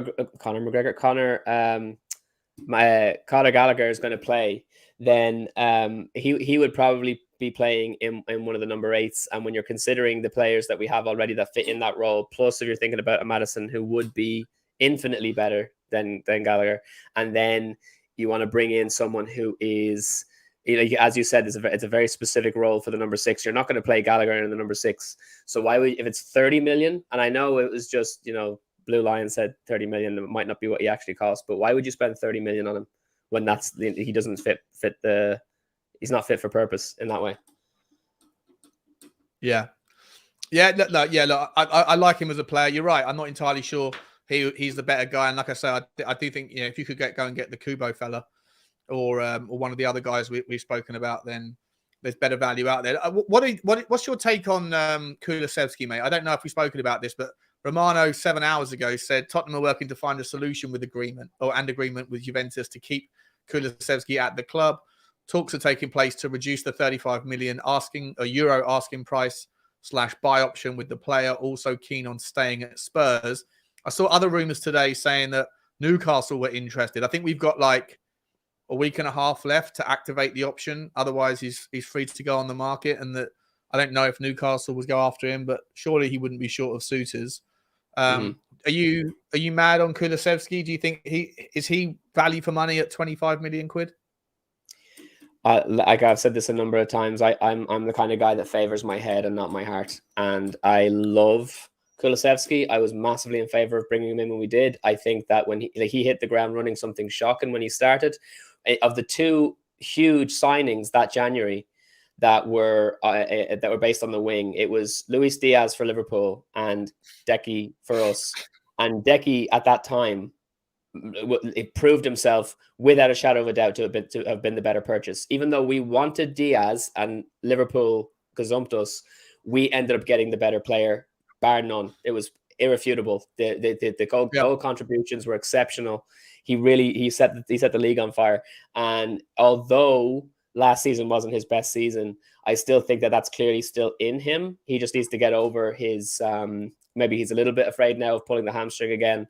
But I still think that it's in him. The problem is we have a new manager now, and we're playing an entirely new system. We're playing an entirely new strategy that involves really, really aggressive pressing, really, really fast players, really, really strong players. And one thing Decky has in his locker is that he is very strong. He's incredibly strong. That guy, more often than not, is never bullied off the ball by anyone. Such balance for a lanky guy as well. But he is not quick. He is not quick at all. Like he's not as slow as people have accused him of being, but he's not a really fast winger the likes that Ange is looking for or will want in the system. So when I hear the reports that Ange isn't completely sold on Decky, I can understand that how those rumors might be true and why he would feel that way. And so when you're thinking about, like, again, using the head and not the heart, what players do we need in the first team and what players do we need on the bench that are going to come in and change things up? If we're talking about Decky playing as a winger, it will depend on his ability to adjust to Ange's system. And then is there an argument to be made that if we keep him, we must move him in and play him as the more attacking number 8? There's an argument to be made for that. Porro outside him. And then have a backup behind them. Yeah. And so that's why I'm saying that in that situation, maybe you want you want Sonny to be able to play on either the left or the right, and then you rotate. Sometimes Porro comes in, sometimes Harvey Barnes comes in on the left, and then you have Emerson, and you need maybe a Jed Spence potentially coming into play understudy to him at right back. But that's really actually interesting, right? That completely depends on the way he wants to play. Is the only answer. Finish the point about Kulusevski, but I don't want to forget. Remind me if I say what did I ask you to remind me on? Because I do want to talk. If we're going to push Porro up, what's that about Jed Spence or? Yeah, because I don't think he's anywhere near good enough. I think he needs at least another year on loan. I didn't think he did anything to write home about in France. And if we are going to, I think Pedro Porro's been a little bit exposed defensively. I think he's a very smart player, but not only do I worry about his defensive abilities, I also always worried about his abilities in the air. He can jump. He's got hops on him for a little guy. But, like when teams are smart and they identify that you're bad aerially and you're bad defensively, they'll ping balls over the top. And the one great thing about Emerson Royale was he was the best I think he's the best in the team last year with his, I'm not sure if the stats would agree with me, but aerially, defensively at the back post, he was spectacular. Easily. So, yeah. The two Brazilians I just worry about Richarlison and Emerson are the best in the air by far. What are you? Hang on, let's have a look. Let me see what 24Z's here saying. I think you guys are completely ignoring the requirements of a winger. Porro is 4'5". He's not strong enough for a winger. There's more to it. What? The requirement of a winger is to not be 4'5". Dude, what are you on about? I think Porro could do it. Well, 24Z, let me know. How tall is Saka? Like, they're not as short as Porro, but they're not tall. Where do you see 24Z? Where do you see Porro fitting in then? Do you see him as? Because I don't see him for the reasons you think he's not a winger. Is that part of the reason why I think he's not a right back? He's not a right back. Yeah. I think he's. I think he's stronger than you think as well. Yeah, no, Porro's a beast. But like the thing is, it again, it's one of those things where we're thinking about the team in terms of like when we're getting pressed, and Ange doesn't give a toss about that. He's just like, get everybody forward. Do you know what I mean? Like the keeper has to take care of things in the back on his own. Everybody just, so we're not. Emerson is solid when you're, he's got his back to goal, and even when he's got his back to goal and the players are running at him, he's well able to take care of attacking players. But we're not going to necessarily be in the same position when our line is so high. Like, it's hard to know. It's like, is Pedro Porro going to do all right in a situation where we're pressing that, that far forward? It changes things completely. I don't know. I have no idea whether Pedro Porro's suitability for that particular role changes based on. I think his crossing sensational. You're gonna see situations where like he can cut in with his left foot. He can go outside with his right. He can cross with both feet. He's smart as well. He's got a good vision on him. Sorry, mate, I didn't hear that. Sorry, what was that? He can score with both feet as well. He can score with both feet. I think Porro will contribute 10 GAs at least next season, if not more, maybe 12, 15. Yeah, like I think Porro probably is going to be a better fit playing in the 11 or on the wide right. I just don't think he will necessarily. It depends. Like you might be able to use him on the right if you're going to use Reggie or Ben Davies or someone like that on the left, and then you have the back two centre backs, Romero and whoever, Ibanez. If you play Porro, Romero, Ibanez, then you need someone who's more defensive minded. I don't think Udogie. I haven't seen enough of Udogie to say this confidently, but he's obviously very good going forward. But he's a wing back as well, rather than a fullback. So to me, I worry a little bit about the idea of having Udogie and Porro playing. Even if you did, I still think, even if you had a monster number 6, I still think you'd need one of the two to sit back. So if we're going to present the idea that Porro's going to be more as a rotation with Kulu or someone else, if we don't sign Kulu, do we go after another right back this summer? Yeah. Is there space and time? If we're not playing Porro there, then I think unfortunately you kind of have to, because it is going to be, realistically, it's going to be Udogie, who's been phenomenal playing for Udinese. He's the one that's going to be darting forward and getting into the box, being the attacking wing back. So Emerson, you and I have said for a long time, Emerson's defensive contributions are completely underrated. He is phenomenal, and he will move into the right side as Destiny Udogie is darting forward. So if Porro can't do that, which he almost certainly can't, then it's either you rely on Tanganga as a backup to Emerson for that, because he like you would imagine he would suit that position the best of everyone that we have available, or go out and get somebody else. And I wouldn't be against it again if we're in a situation where if we bring in Harvey Barnes, and if you went and you did still get Manor Solomon on a free. I remind everyone, Manor Solomon is free, so there's no reason not to go for him. So if we had Manor Solomon and Harvey Barnes on the left hand side, Sonny moves to the right, and it's Sonny and Pedro Porro playing out there, and then Kulusevski stays, but he moves into the attacking number 8. Then it's actually a right-sided fullback that we need instead of any more wingers. Kyle Walker, I would love that. He's been rumored. He's leaving Manchester City. He's leaving Manchester City, right? And there's rumours he's going to go back to Sheffield United. Obviously, his hometown. I think it's his hometown club. But that's the story today. That's the story today. Would you say Kyle Walker? What's he now? 31 or older? 31, but he's still got the gas, mate. And this is the thing, right? Tottenham need someone in their back line who is shit off a shovel. He's Right? 33. You need someone who is fast. You need someone who's competent and like to have the ability to track back and get back when the ball gets hit over the top and the defenders get caught out positionally. You need someone who can do it. Manchester City needs someone to do it. Tottenham needs someone to do it. I don't think there's any chance. Well, is he going on a free? So he's not still in the contract. He's 33 years old. Yeah. He's 33. Let us know in the comment, guys, if you guys know the story better than I do, because I didn't read into it. I just saw the kind of the cliff notes. But is he going on a free transfer? Is he out of contract, or what's the story there? Let us know. I'd love him back. Just like, again, one of those things where like I always say, like, my head rules my heart, but sometimes the poetry of something just makes sense. Do you know what I mean? It'd be such a kind of a natural narrative for him to come back for a season and fill in in that role when we needed him. Yeah, for sure. I'd have him back in a heartbeat, in spite of his age. Danny Kiriakou saying he's 33. Funny if we bring him back if he leaves, but I don't think he will leave. If we do get him back, we will finally replace Kyle Walker with Kyle Walker. That's excellent, Danny. Well done, mate. Yeah, nice.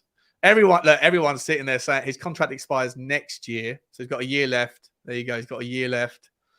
Only if Laporte comes. That means you're paying for him then, though. Do you know what I mean? And you've got to fight Pep. So he's not for free. And Pep Guardiola is going to say, get out of here. Absolutely get out of here. Guys, there's 430 still watching. There's been over 400 the entire stream, essentially. It's amazing support. Really appreciate it. Please smash the like button. And if you haven't already, hit the subscribe as well. We're not that far away from, I think, 4,700 or something. So it'd be really cool if you guys could help a brother out as we're trying to get to the big 9K. Let's see if we can get to 9K pretty soon. Where was I going to go next with you, mate? Let's have a look. So I talked about Takefusa Kubo. Clement Lenglet. We're letting him go. The announcement was released today. Thank God. He's about that. I mean, like, in fairness, like, if we were told that we have to keep one of our abysmal centre backs that isn't Romero, Clement Lenglet is probably the one that you'd want to keep over Dyer, over Sanchez, maybe not over Davies, but I'm still so glad that we did. Like, I mean, it would have been such a foolish thing to do. He's not our player. He was on loan. Why would you tie him down to a contract? It doesn't make any sense. He's not good enough.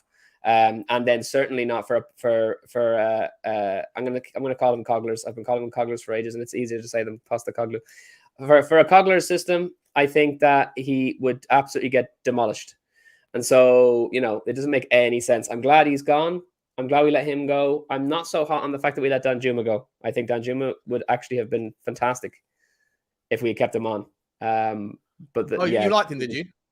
Danjuma, man, he scored 2 goals in the very, very few minutes that he spent on the pitch. He always, when he came on, it was almost reminiscent of Lamela. And whenever we brought Lamela on, suddenly you felt like there was life injected into the team. It was like it was like the team got hit with a jab of adrenaline. Suddenly, Lamela was that kind of player, and I think Danjuma had that kind of effect on the team. He came in, and suddenly we had wings again. And you can't. When a player can come in and have that kind of effect on everybody else, you can't turn your nose up to that. And then he's scored a couple of goals while he was at it, even though he wasn't getting the minutes. Yeah, I think it's mental that we let him go. Well, but they were asking, was it 20 million quid or something for him? But we're going to pay 30 for Harvey Barnes. You know what I mean?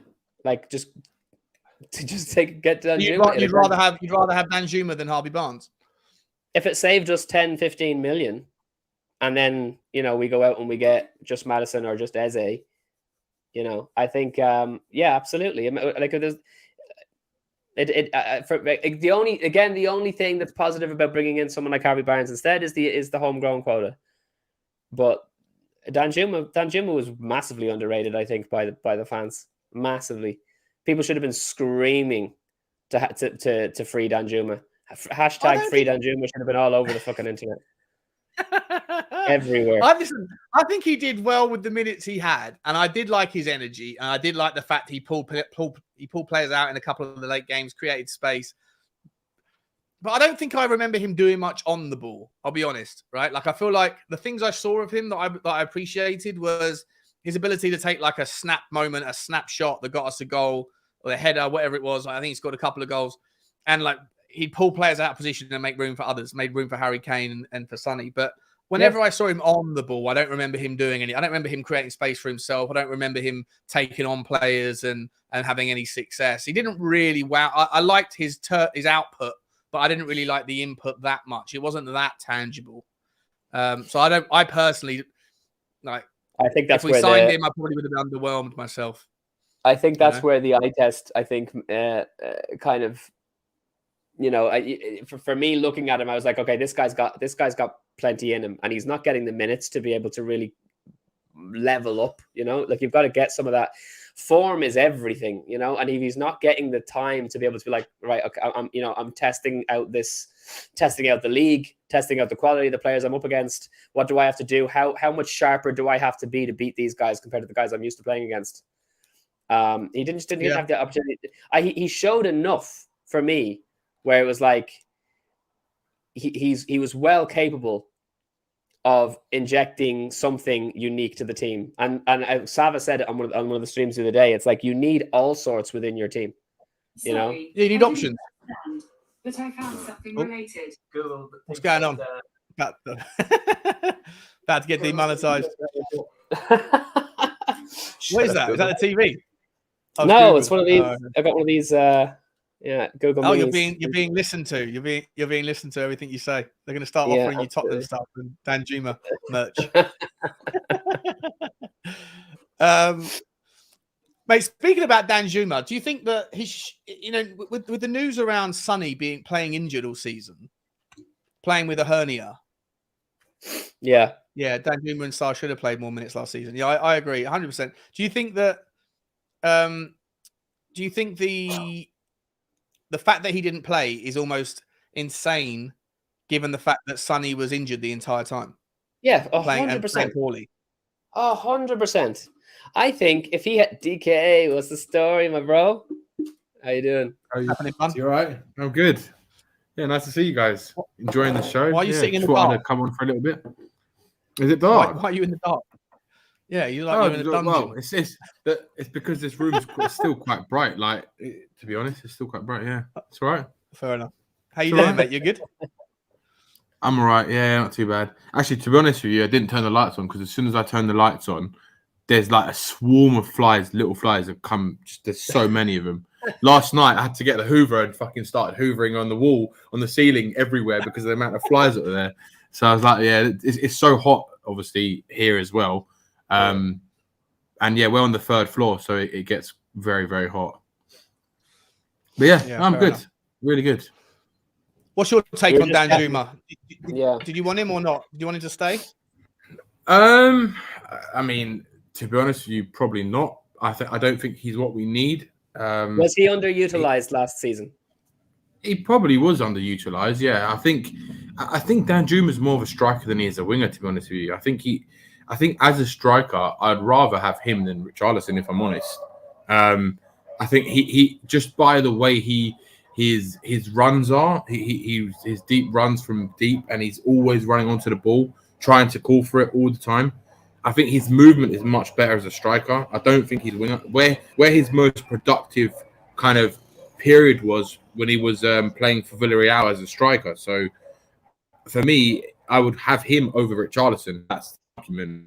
But in terms of now he's been released, I think, yeah, it's fair enough. But we're never going to pay £30 million for him. I mean, he's not. I don't think. I mean, he didn't really get utilised enough. But I also think it's hard to judge whether you can spend 30 million on a player when you haven't really seen enough of him. And from what I have seen, I don't think it justifies spending that, especially when I would rather spend 30 million pounds on a winger. I think we need wingers rather than strikers because let's face it, Richarlison is our second striker. So I don't want another striker right now. I think we have much more important areas to improve on. Was it you know actually what? 30 million, though? Yeah, I think it was 30 or something. It was something. It was a lot of money. The option was, or I'm not even sure if it was an option. Around abouts. It was something Yeah, silly like that. roundabouts, 30 wasn't it? euros, something. Yeah, a lot of Yeah, money. or 27 or something like that. Yeah. Okay. Before we come on to Richarlison, I do want to ask you guys whether or not you think he's gonna like fit this new system. Does he get more game time in with or without Harry Kane? Before I get there, Danny, do you have any other names that you're interested in to come into the forward line? If not, Maddison and Barnes. Like, what's your plan? Yeah. What would your plan be if you had any?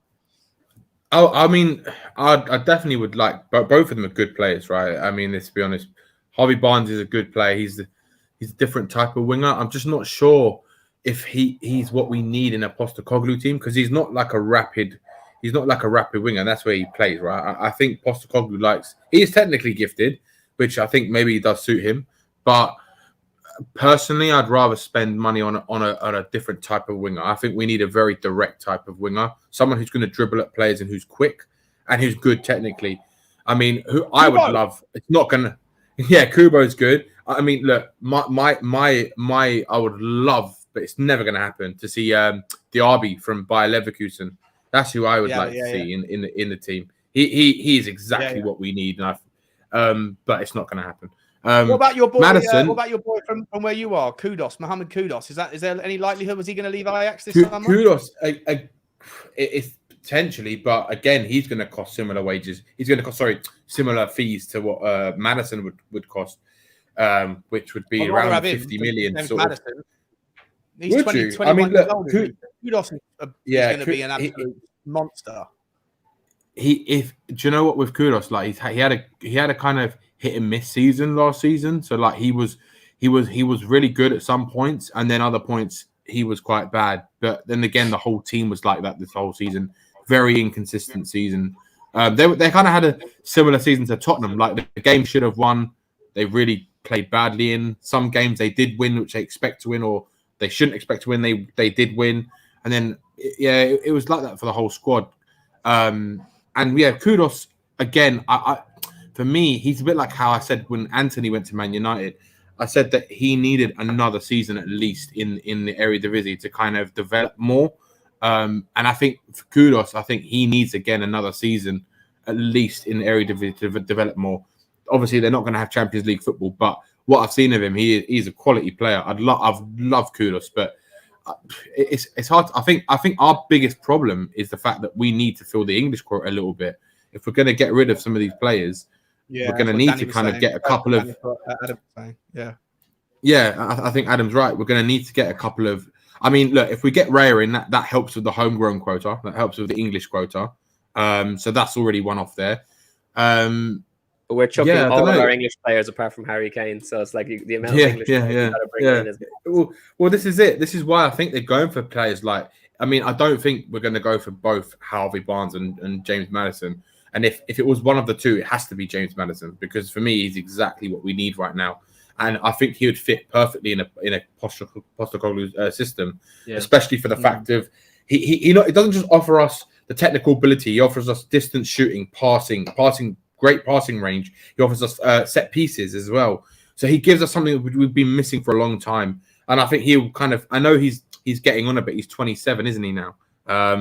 But look, even if you get a good 5 years out of him, that's still good enough to build a team around. Is he the statement signing? We didn't really get a statement signing, did we, last summer? Do you know if Richarlison was the statement, it was a really bad statement. Like yeah. Do you know what, Sean? I still have faith on this season. I still have faith. He could give him one. I know you do. We're going to talk about him in just. We're going to talk about him in just a second.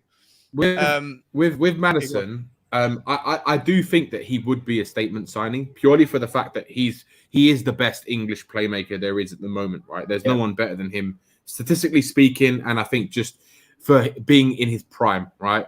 And if you look at his goal contribution, I know we had this debate before, Sean, where you actually pointed out, when you actually look at his actual injuries across to how many times he's played and his goal contributions per season for the last 3 or 4 seasons, it's up there with the best in the Premier League.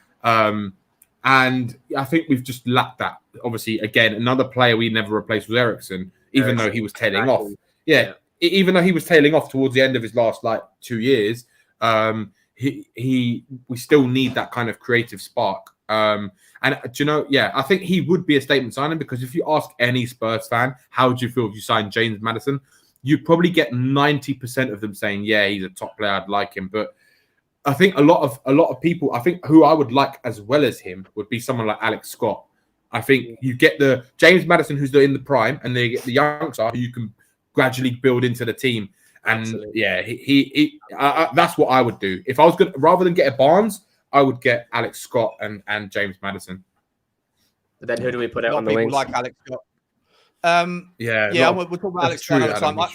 I really like Alex Scott, but I don't know how much he's going to cost. And you have to take the punt sometimes with these players. But usually when Tottenham go and punt on young players, we end up picking the wrong one. Always. Yeah. Yeah. Adam, I'll start with you, mate. Let's move the conversation forward to the proverbial statement, the Alex box office statement of all statements for Richarlison. I love you, Alex.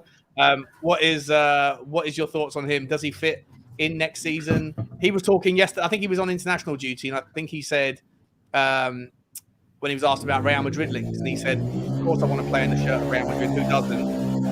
But right now, I've got a contract with a club, and I want to demonstrate that why they paid the money they did for me. Obviously, look, it's not his fault that he cost 60 million quid. That's between the two clubs, right? So the pressure shouldn't be on his shoulders to repay that or to demonstrate that value, but it is. It's just a fact of life. So,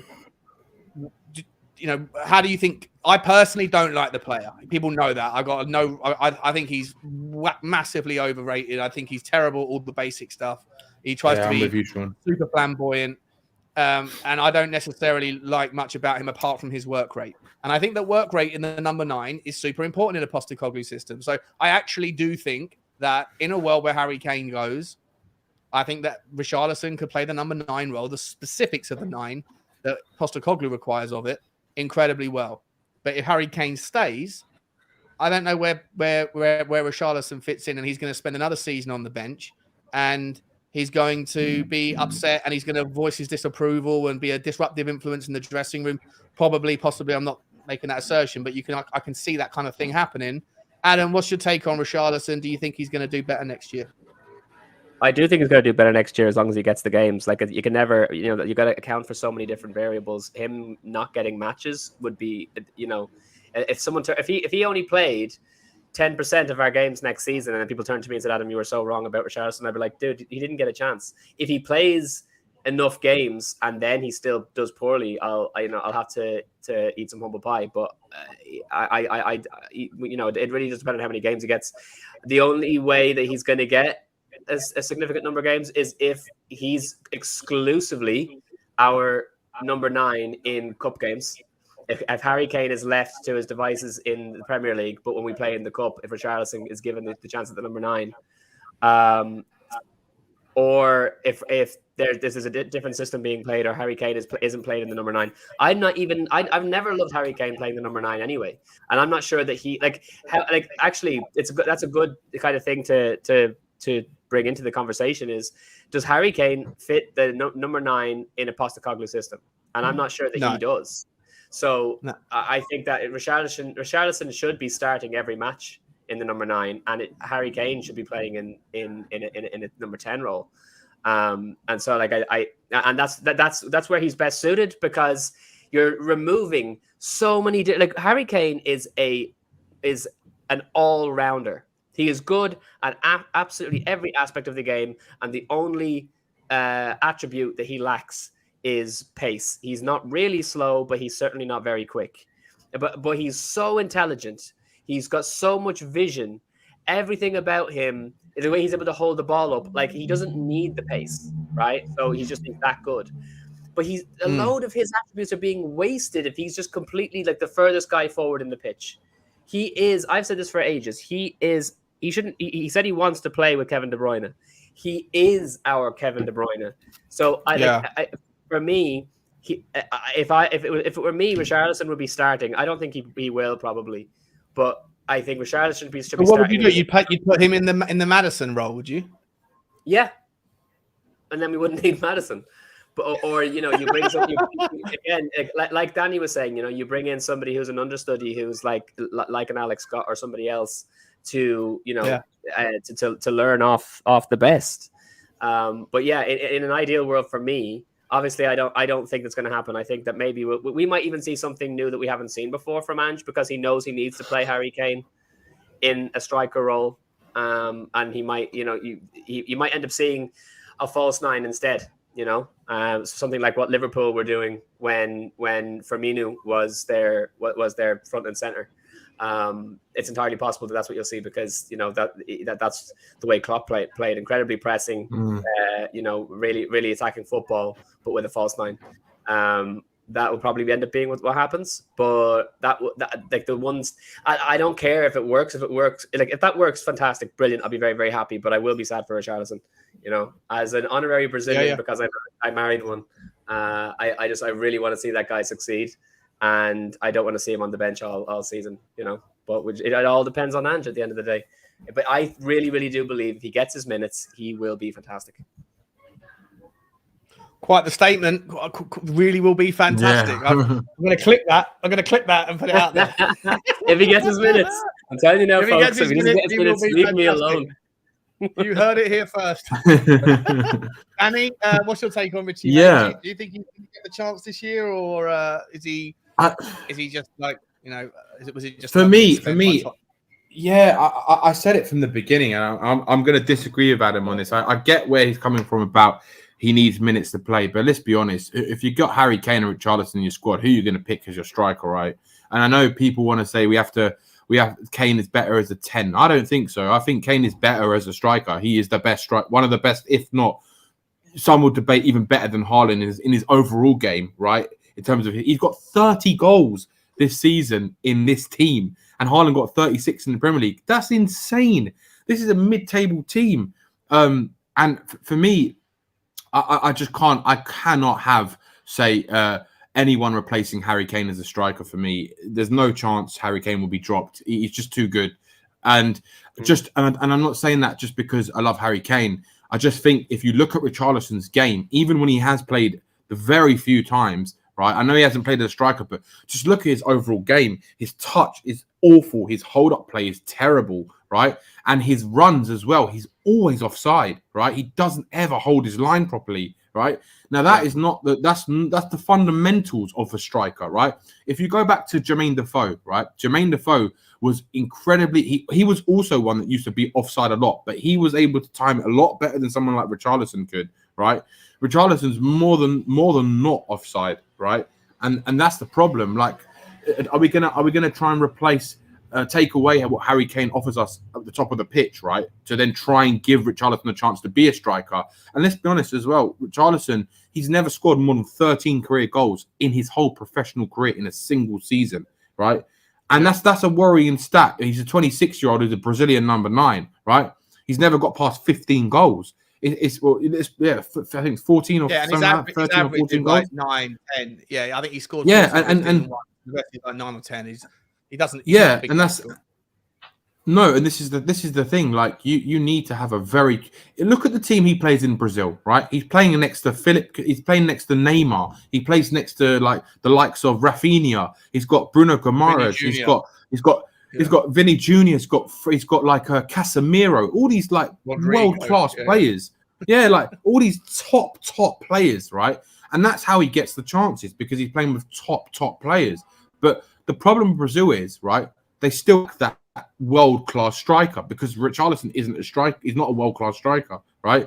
He's a decent player, in my opinion, at best, right?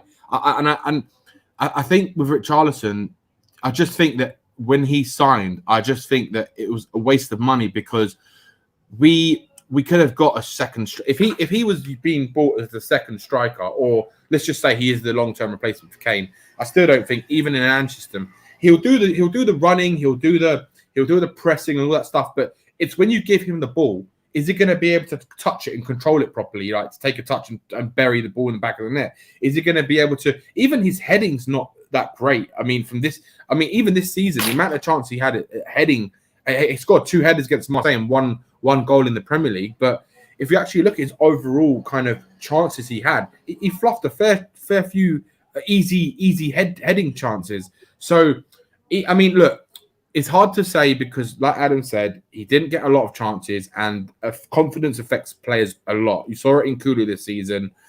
It's just that I just look at his overall game, and I just don't think he's at the level where we need. I think Everton was his level, in my opinion, and I think how he playing for Brazil, right?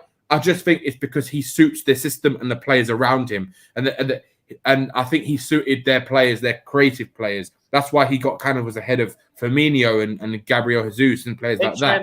Picture him in the Postecoglou system, though. When you talk about system, just picture him in the Postecoglou system when we're always in the opponent's half of the pitch. So the chances of him being offside are considerably slimmer, and he's constantly being pinged balls, constantly being pinged balls. Right? Do you know what, Adam? I look at it right, but even if you look at Kyogo right at Celtic in the last season, right, he's a very technically gifted player. He's got great feet, both feet, right. He's quite quick. He's quite dynamic in the way he runs, right, and he's got a great drop of a shoulder. He's very quick. When you look at how he links up with the team, right, obviously they a lot of it is they play him the ball, but I just look at him and how he's played in that system, and I just try and picture how Richarlison is. I just don't think he can do it. I think he'll do some aspects of what Postecoglou wants him to do. I just don't think the overall package. I think Kane will do a better job than what he would want. But apart from obviously the fact that we know that he's going to need to press more, but I don't know. We have to wait and see. We don't even know what's going to happen with Kane. I personally think he's going to stay another season. Yeah, I think so.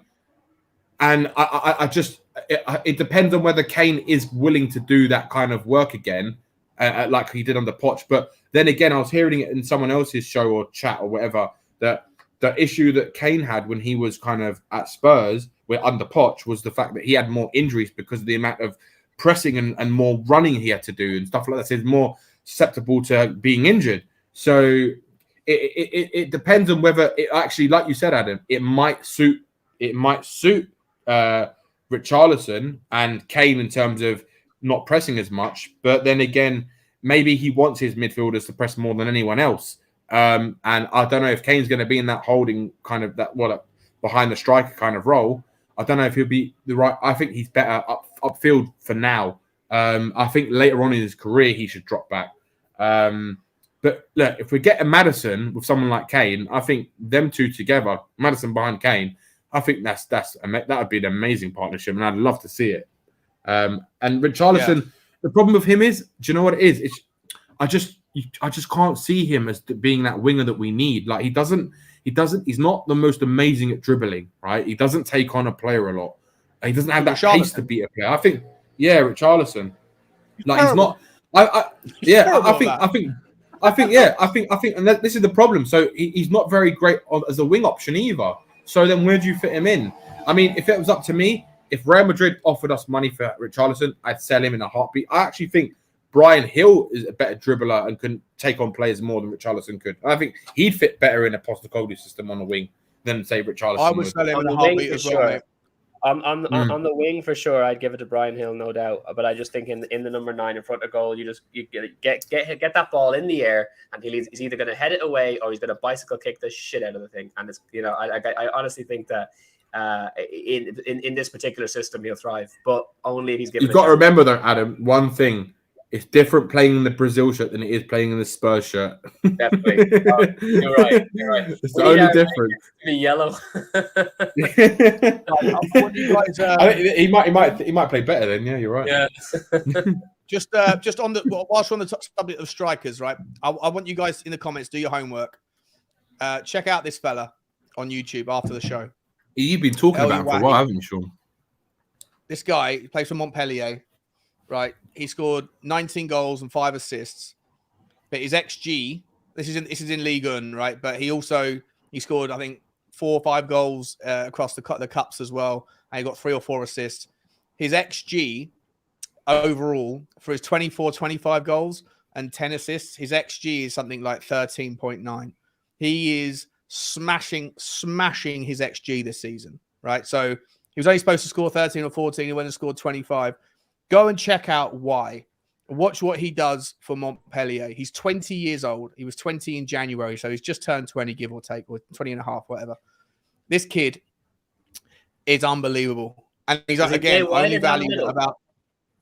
Oh fuck! I'm gonna get demonetized. Hang on, let me cancel that shit. Go away. I'll get rid of you.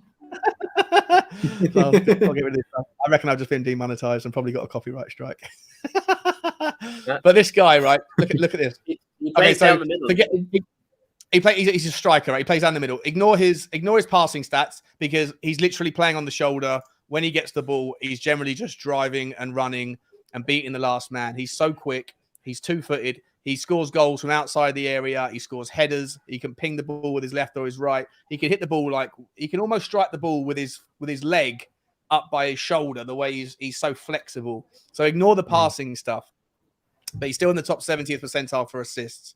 But this guy is look at his conversion rates, right? 98th percentile. So he gets a goal every 1 in every 3 shots that he takes. There's nobody in the top 5 leagues in football who has a higher shots on target percentage per game per 90 than he does. He only takes a couple of shots per game, but he usually gets a goal, right? 0.68. This guy, and when you take away the non-penalty goals per shot, he's in the top 10 percentile. You take away the goals, but minus the XG, right? So he's got a +2.4 on what he should be scoring. So every 4 games, he's scoring a goal more than his XG is suggesting. There's very few people in world football that are doing it the way this guy does it. He's 20 years old and he plays for Montpellier and he has not been picked up yet. No, I don't think he'll suit the Tottenham system because he's very direct. He likes to run with the ball or put the ball in behind. So I don't necessarily think the way that Tottenham are going to play, he's going to suit that system where everyone's more kind of cramped up in that end of the pitch. But just keep an eye on him because I think at some point someone's going to come in and get him, and this guy is going to be a monster. There you go, Gunners Galore saying, "Wow, he's the next Thierry Henry." There you go. Do you not think he'd be a better option than Richarlison as a striker then? Well, look, I think he, I mean, as a striker, an out-and-out goal scorer, you're gonna struggle to find someone better at his age for the value. I don't know. The problem is, right, is that I was saying to you earlier, we're going for Kyogo if we end up having to replace Harry Kane. Who? We're definitely going to go for. We're going to go for Kyogo if we lose Harry Kane. Yeah. No 2 ways about it. Yeah. Listen, I don't mind Kyogo. He's the challenge for me is whether or not he is going to be able to step up. But when you listen to Celtic fans and you listen to a lot, I don't watch enough of Celtic football to know whether or not he's going to take that level. But he scored 34 goals, and his contribution to the team is massive. But anyway, for this particular guy, the challenge is when you look at someone who's got an XG of 13 or 14 and he's going and scoring 25 goals, it basically means that he's an absolute monster that takes every chance that lands his way. And generally speaking, when people go after that, you're going to pay up for that distribution. As I was saying earlier, what Brighton and Brentford do when they're looking at their statistics, they'll go and find players that should be scoring 20 goals that have got an XG of 20, but are only landing 8 goals. And they'll then go and research and figure out why that was. Was it because they're just a terrible finisher? If so, cross them off the list. If it's because of world-class saves or world-class tackles that stopped sure things, then maybe you've got an undervalued player there that's being priced on an 8-goal-a-season value, but actually they're a 20-goal-a-season striker if circumstances have been different. But yeah, that guy, Wai, or however you say his name, go and check out his highlights. They're just incredible. I'll have a look. I'll take a punt on him. I mean, I take a punt on most players ahead of Richarlison at the moment. Because I just can't. If we're going to replace him, I know he's not going to leave the Spurs anyway this summer. But if we were to, then I would get someone like that as a striker, because then at least that way you've got another striker to be replaced or to replace Harry Kane afterwards, and then you build on getting the creative players to feed those strikers, right? Because we're going to have to play a different type of football when Harry Kane eventually leaves, if he ever leaves. But yeah, look, I just think do you know what's going to be interesting this summer is the fact that you see all these rumors, right? I don't believe anything right now until we see the player come through the doors, right? because we've got a whole new kind of I've got a new manager who's going to play a whole new type of football. So it's going to be really interesting to see who leaves the club. And I think that's probably the most important thing at the moment is who leaves the club, because if the players do leave, for me, I believe that they will replace them. I'm not saying we're going to replace them with top quality or players that we know, but that's what I'm interested to see, the players that they do go for, and to see, then you start having a debate and you can start to understand, are they kind of club signings? Are they kind of what Postecoglou wanted? Is it just what they've just all mutually agreed? And that's what's going to be interesting to see, is who we actually bring in to kind of start developing this new kind of era that we're going to venture into, basically, with Postecoglou. All right. Well, the last chapter of the evening, spend the last 15 minutes, and I've got Jacob with his. I'm in Australia. The Opera House background. G'day, mate. G'day, Mad. How are you, Mad? All right, Ange. Oh. Listen, whilst we're waiting for, is that all right, Jacob? Is there screaming in the background? You good? Yeah, it's just my son having a good time, and he's Angin. He's all aboard the Ainge train. Sorry about that. I'm trying to ride the mute, make sure you don't hear him, but I just want to come on and say hello. Hi, buddy. Right, listen, the last chapter of the evening. Then we haven't talked about it too much. The defenders, right? It's the biggest gap. We talked about the midfield. We talked about the strikers. We talked about the players going out. We talked about why that is. We talked about goalkeeping issues. The centre backs we need. I know we've spoken about it a little bit, but let's just get some kind of concrete names from the three of you. We need someone to play back up to Romero, a right-sided, right-footed centre back that's a good ball player. Here's the criteria for me: someone who's good in the air, someone who's fast, someone who's a good ball player, and then who also can do all of the kind of normal traditional prerequisites. So who can step in, ground jewels, that kind of stuff. But strong in the air, fast, able to play the ball, able to sort of dribble out and play progressive carries, but also get back and be physical in the challenge when necessary. One right back to play behind, or one right-sided centre-back, one right-footed right-sided centre-back, and then give me one monster name that you want to play on the left to play alongside Romero, and then someone behind him as the deputy who can come in and learn, who is ideally better than Longlet, Dyer, Davies, and Tanganga and Roden. I'll start with you, Jacob. Are you good? Is the noise calmed down? Yeah. Or are you still? Okay. Yep. He ran to the other room. So, for me, a nice backup for Christian Romero would probably be someone like Tapsoba from Leverkusen. He can play on the right. He can play on the left. He's primarily right-footed. He's got good size. I like him. He wouldn't be a backup though. He's too strong. He's amazing. He'd immediately come if we get in a big heavy hitter for the left, I wouldn't mind him being the competition for Romero. Iron sharpens iron. So I really think when we look at the center back position, there's a lot of options. If we go young, if we go veteran, and the partnership that we're going to want to look for, it's really, for me, the dominoes got to start falling in some way, because once one falls, then they'll all start falling. We need to see some center backs get out. I don't even think Laporte would come here. I think that's kind of a wet dream from us. I would love it. Don't get me wrong. Also on that list, Ibanez. Laporte won't come, but you're going to get Tapsoba to come in and play second fiddle to Romero. Or at least be a competitor at the center. I mean, if we get no one else but Tapsoba, obviously he's going to start, and you put him on the left. I'm saying primarily he's right-footed, so I would like to see him come in and provide some competition at that position. But yeah, Tapsoba is not as big of a name as Laporte, I would say, or nearly decorated. I'd imagine that Tapsoba would cost 50 million quid. Let me have a look. What's his value? Yeah. Do you really think so? There's a lot of clubs that apparently want him.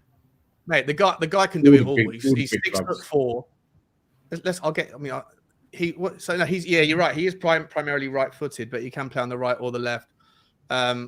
24 years old. He'd be a number one option. He's a junior sprinter, mate. He was like I don't know if this was just how someone described him or if it was true that he can run the 100 meters in like 11 flat or something. And that when he was a kid, he was He could have been like an athlete, like a proper sprinter, but decided to play could have football. been He's a one of good these guys talent. that's just multiple talented, brilliant in the air, an absolute beast. I'd absolutely love Edmund Tapsoba. I'm a massive advocate of having a right-footed player play right back and a left-footed player play left back. But if you could get Tapsoba in, I would make adjustments in my mind for him to play with the right foot on the left. Same with Ibanez, right? If Ibanez does come in, he's Ibanez going to is play the same, with Romero, but he's right-footed and he'll be playing on the left. Yeah. Y'all don't Well, think so- Ibanez I is got just as hot-headed concerned, and rash decision-making as Romero? Who? Yeah, but Ibanez. But I'm not concerned about Ibanez. I think he's a good player, but we've seen of comparing him. them to Ramos and Pepe, though, like they'd just be the new Ramos and Pepe, especially when we're playing a high line to that degree. I'm not against it. I just don't They're know not if we'd even finish a game with all our players. Although that'd be exciting. You got to be honest. That would be exciting as shit. Like, but when we're pressing that high, like the tackles they're putting in, they're not even in the box, so you're not even as concerned. Balakocha as backup was going to be my choice for sure. Same. I think when you're talking in terms of like what is financially doable, as you know, when I rather than just going complete another dream world, I think bringing in two players that are going to play proper backup, who are not going to cost that much money, who are not kind of, they're literally there to be your understudies. Balakocha being understudy to Romero, and then Sean has completely convinced me in regards to Ito. Ito playing is the understudy on the left, Balakocha the understudy on the right. Obviously, you got Romero from the first position in right side center back, and then I would go Ibanez. I just want to see it happen. I want to see. What about Mickey Van de Veen as the left-sided center back? I know he's young, but he's tall, he's fast, he can score some goals. He's good in the air. He can head. I like the kid from Wolfsburg. Anyone like him? How much does he work? Can Victor Nelson, by the way, play on the left? Yeah, he can play in all three positions, but he's right-footed as well, I think. Let me just double-check on that. Victor Nelson. He spells Nelson really.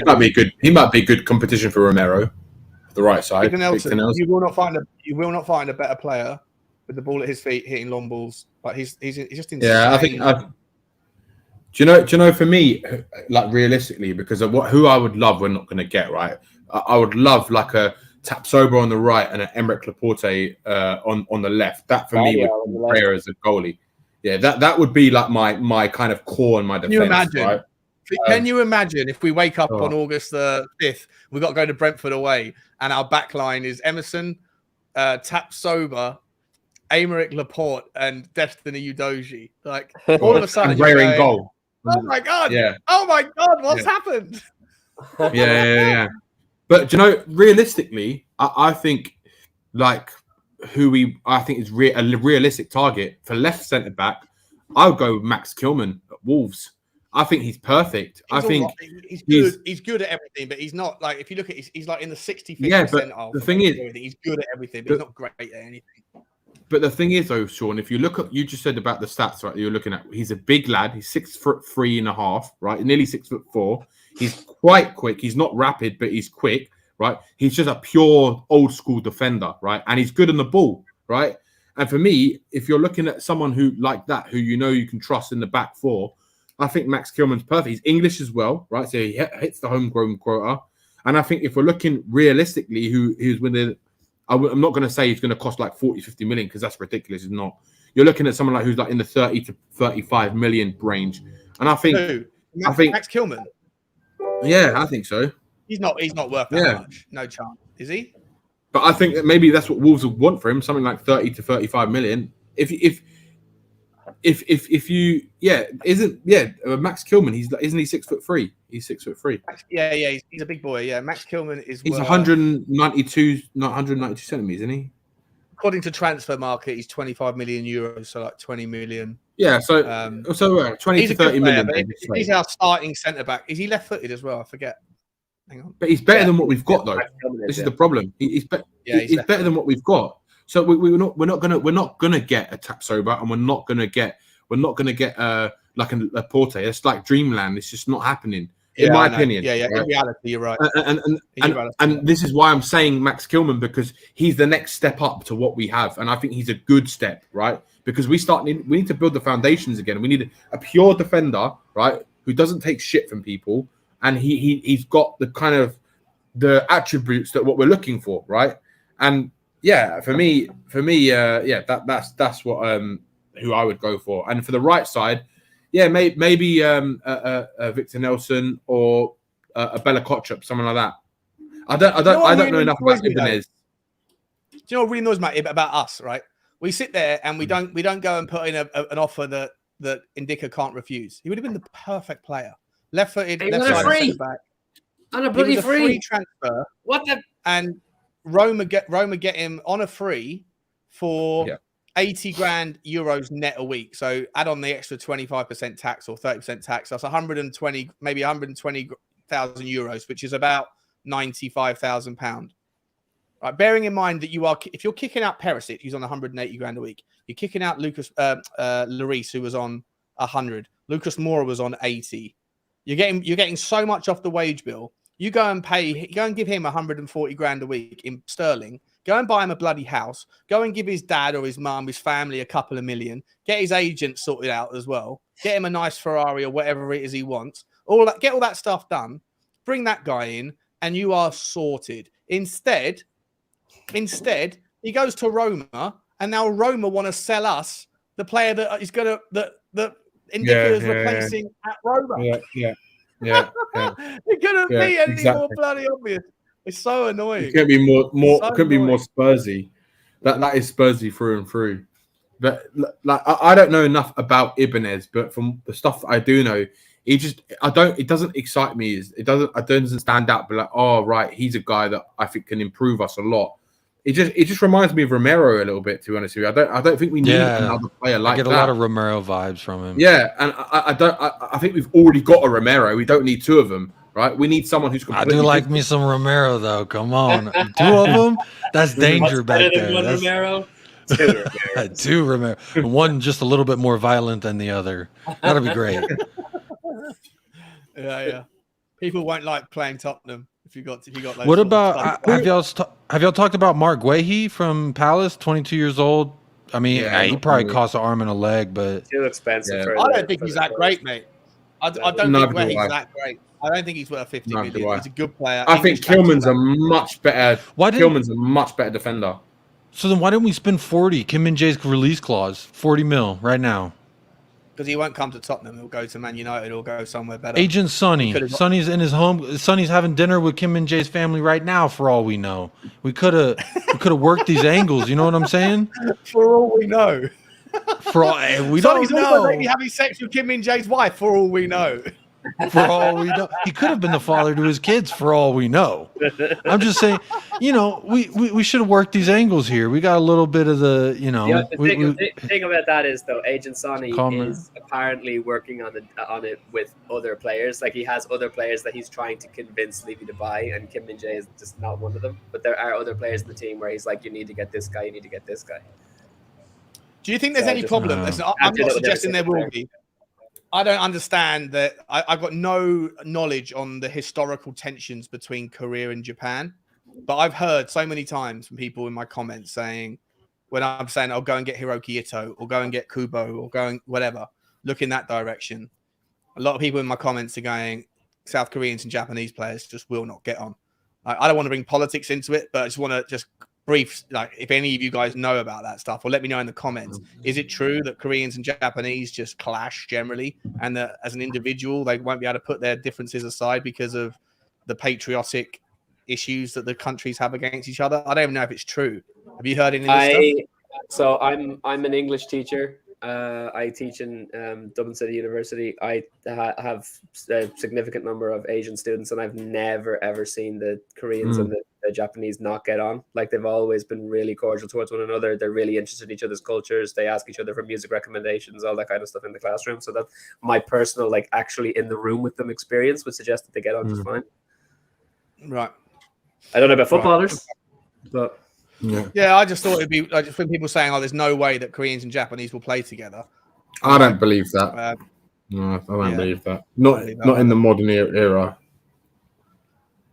All right. So look, last 5 minutes. I want you to go around. So give me your 3 picks for centre back. So you were giving. So what looks like everyone. We've got 15 right-footed players, but I'll start. For me, left-sided player. I want Ito, and I would even take.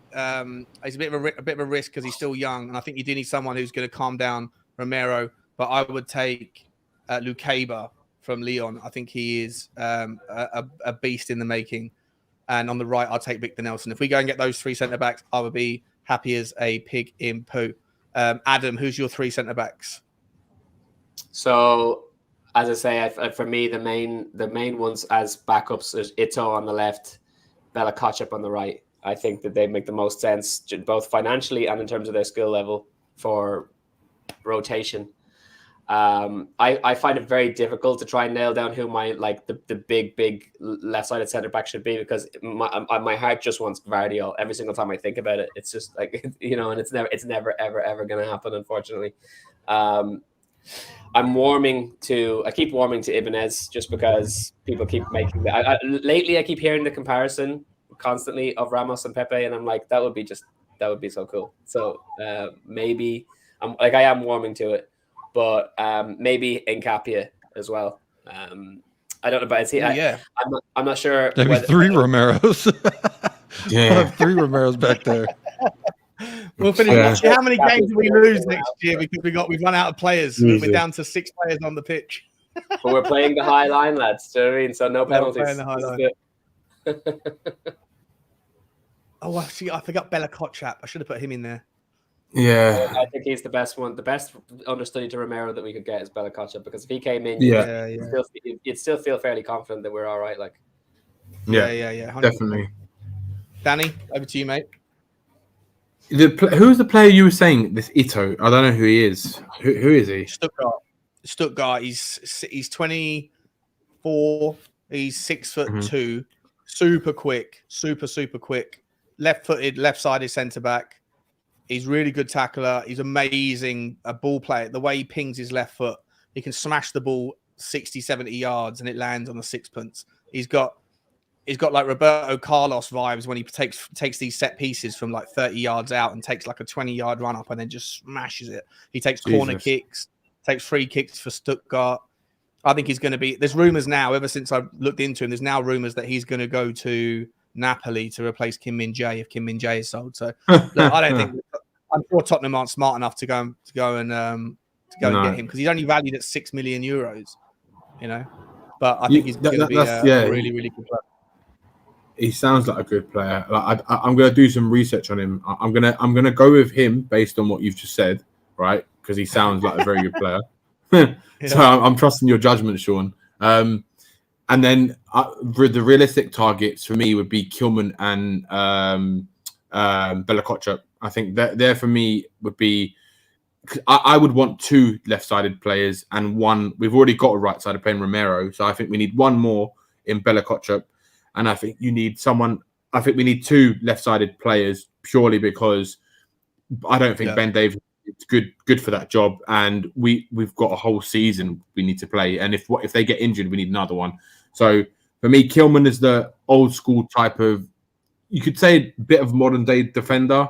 English defender. But is he the first team one you want? You want Kilman as first team and Itu as his understudy?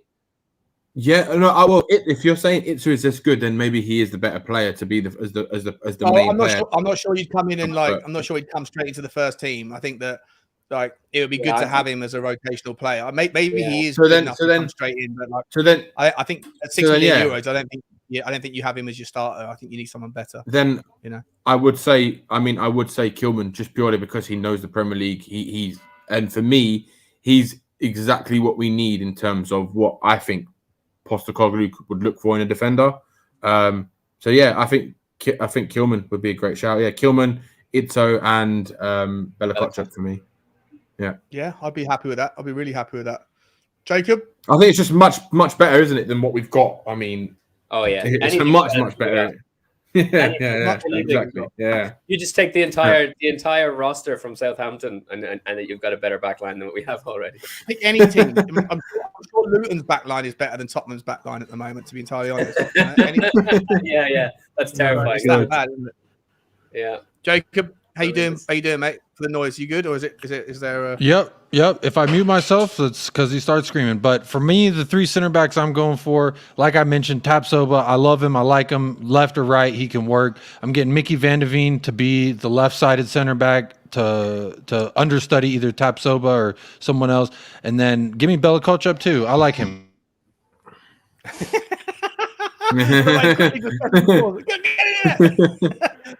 Great back three. All right, ladies and gentlemen, that is going to wrap it up. We're on the 2-hour mark. I'm going to call it a day there. Thank you guys, Adam, Danny, and Jacob for coming on. Thank you to everybody in the chat. Danny, Adam, you got something you want to plug? Just like I'm gonna start getting my actual Wild Stag Productions channel up and going pretty soon with some content. So it's obviously it's got nothing to do with football whatsoever. So I'm gonna keep this brief. If you're into movies, particularly if you want to learn a little bit about Irish films, because my channel is primarily going to be about promoting Irish movies, because obviously as an up-and-coming Irish filmmaker, that's where my head is at. So if you have any interest in that whatsoever, you can head over to Wild Stag Media on any of the social media machines, or Wild Stag Productions YouTube channel. And I've got a feature film out at the moment on Amazon Prime called Follow the Dead, and we're making the sequel to that soon. We're shooting the proof of concept in September, so there'll be some cool behind-the-scenes stuff for that coming up in a few months. Awesome, mate. Get over to Wild Stag Media, guys. Help out Adam. Show him some love. Thanks so much for coming on, mate. Danny, what's going on Tottenham on tour, mate? Is it back up and running? No, not at the moment. Not at the moment. I think you're here from when Brian will be. I mean, I haven't done anything on Tottenham tour for a while because just haven't had time. Yeah. But yeah, I think when Brian is ready to go back on, I think he said he's going to put something out in the next week or two. So yeah, there'll probably be something coming up then. So you'll see. I think he's going to start doing the morning shows every other day, and I think he's going to do a couple of like pre-recorded shows as well, because I think that's what we're doing at the moment. But yeah, cool. Tottenham on tours, where you can find that one. Jacob, what's happening on United Spurs of America, my man? Hey, United Spurs of America. I'll be doing a pop-up show either tonight or tomorrow. I was going to see if you were streaming tomorrow, Sean. I might go either try and before or after, depending if you're doing a show. Not sure, mate. Don't know yet. But I will. I'll be doing a show there, United Spurs of America, and I usually stream when my wife. I do my shows when my wife is here, so I don't have a screaming child. But either way, we try to keep it professional over there. United Spurs of America, come check it out. Maybe tomorrow we'll have a pop-up show. So I usually put the link out for those. Everyone's welcome to join. It could be a party. It could be a catastrophe. We'll wait and see. So thanks for having me, Sean. Adam, always good to chat with you. Danny, always a pleasure. You wild unicorn. I love you too, Ladies Jacob. and gentlemen, that's it from us. There's been over 450 people for the majority of the show. Want to say a massive thank you to Super Chats from Paul Markey, the new members, Jazz Jones, Kaylee Davies, Moondog, Football Heritage, Saba, and Moondog again. I don't even know if I called this one out, Moondog. I really do apologize if I didn't. I've just seen it now. But we did move to the defense anyway towards the end, so I hope we did get it. But thank you so much for your Super Chat as well, buddy. Really appreciate it from all of you. Thanks to everyone who stopped by. Please like the video on your way out if you haven't already. Hit the subscribe if you haven't already. And get over to the guys' channels. Show the love around the community. We'll see you tomorrow for Tottenham Walks episode 230. Love you all. Have a good one. Bye-bye. Come on, you Spurs.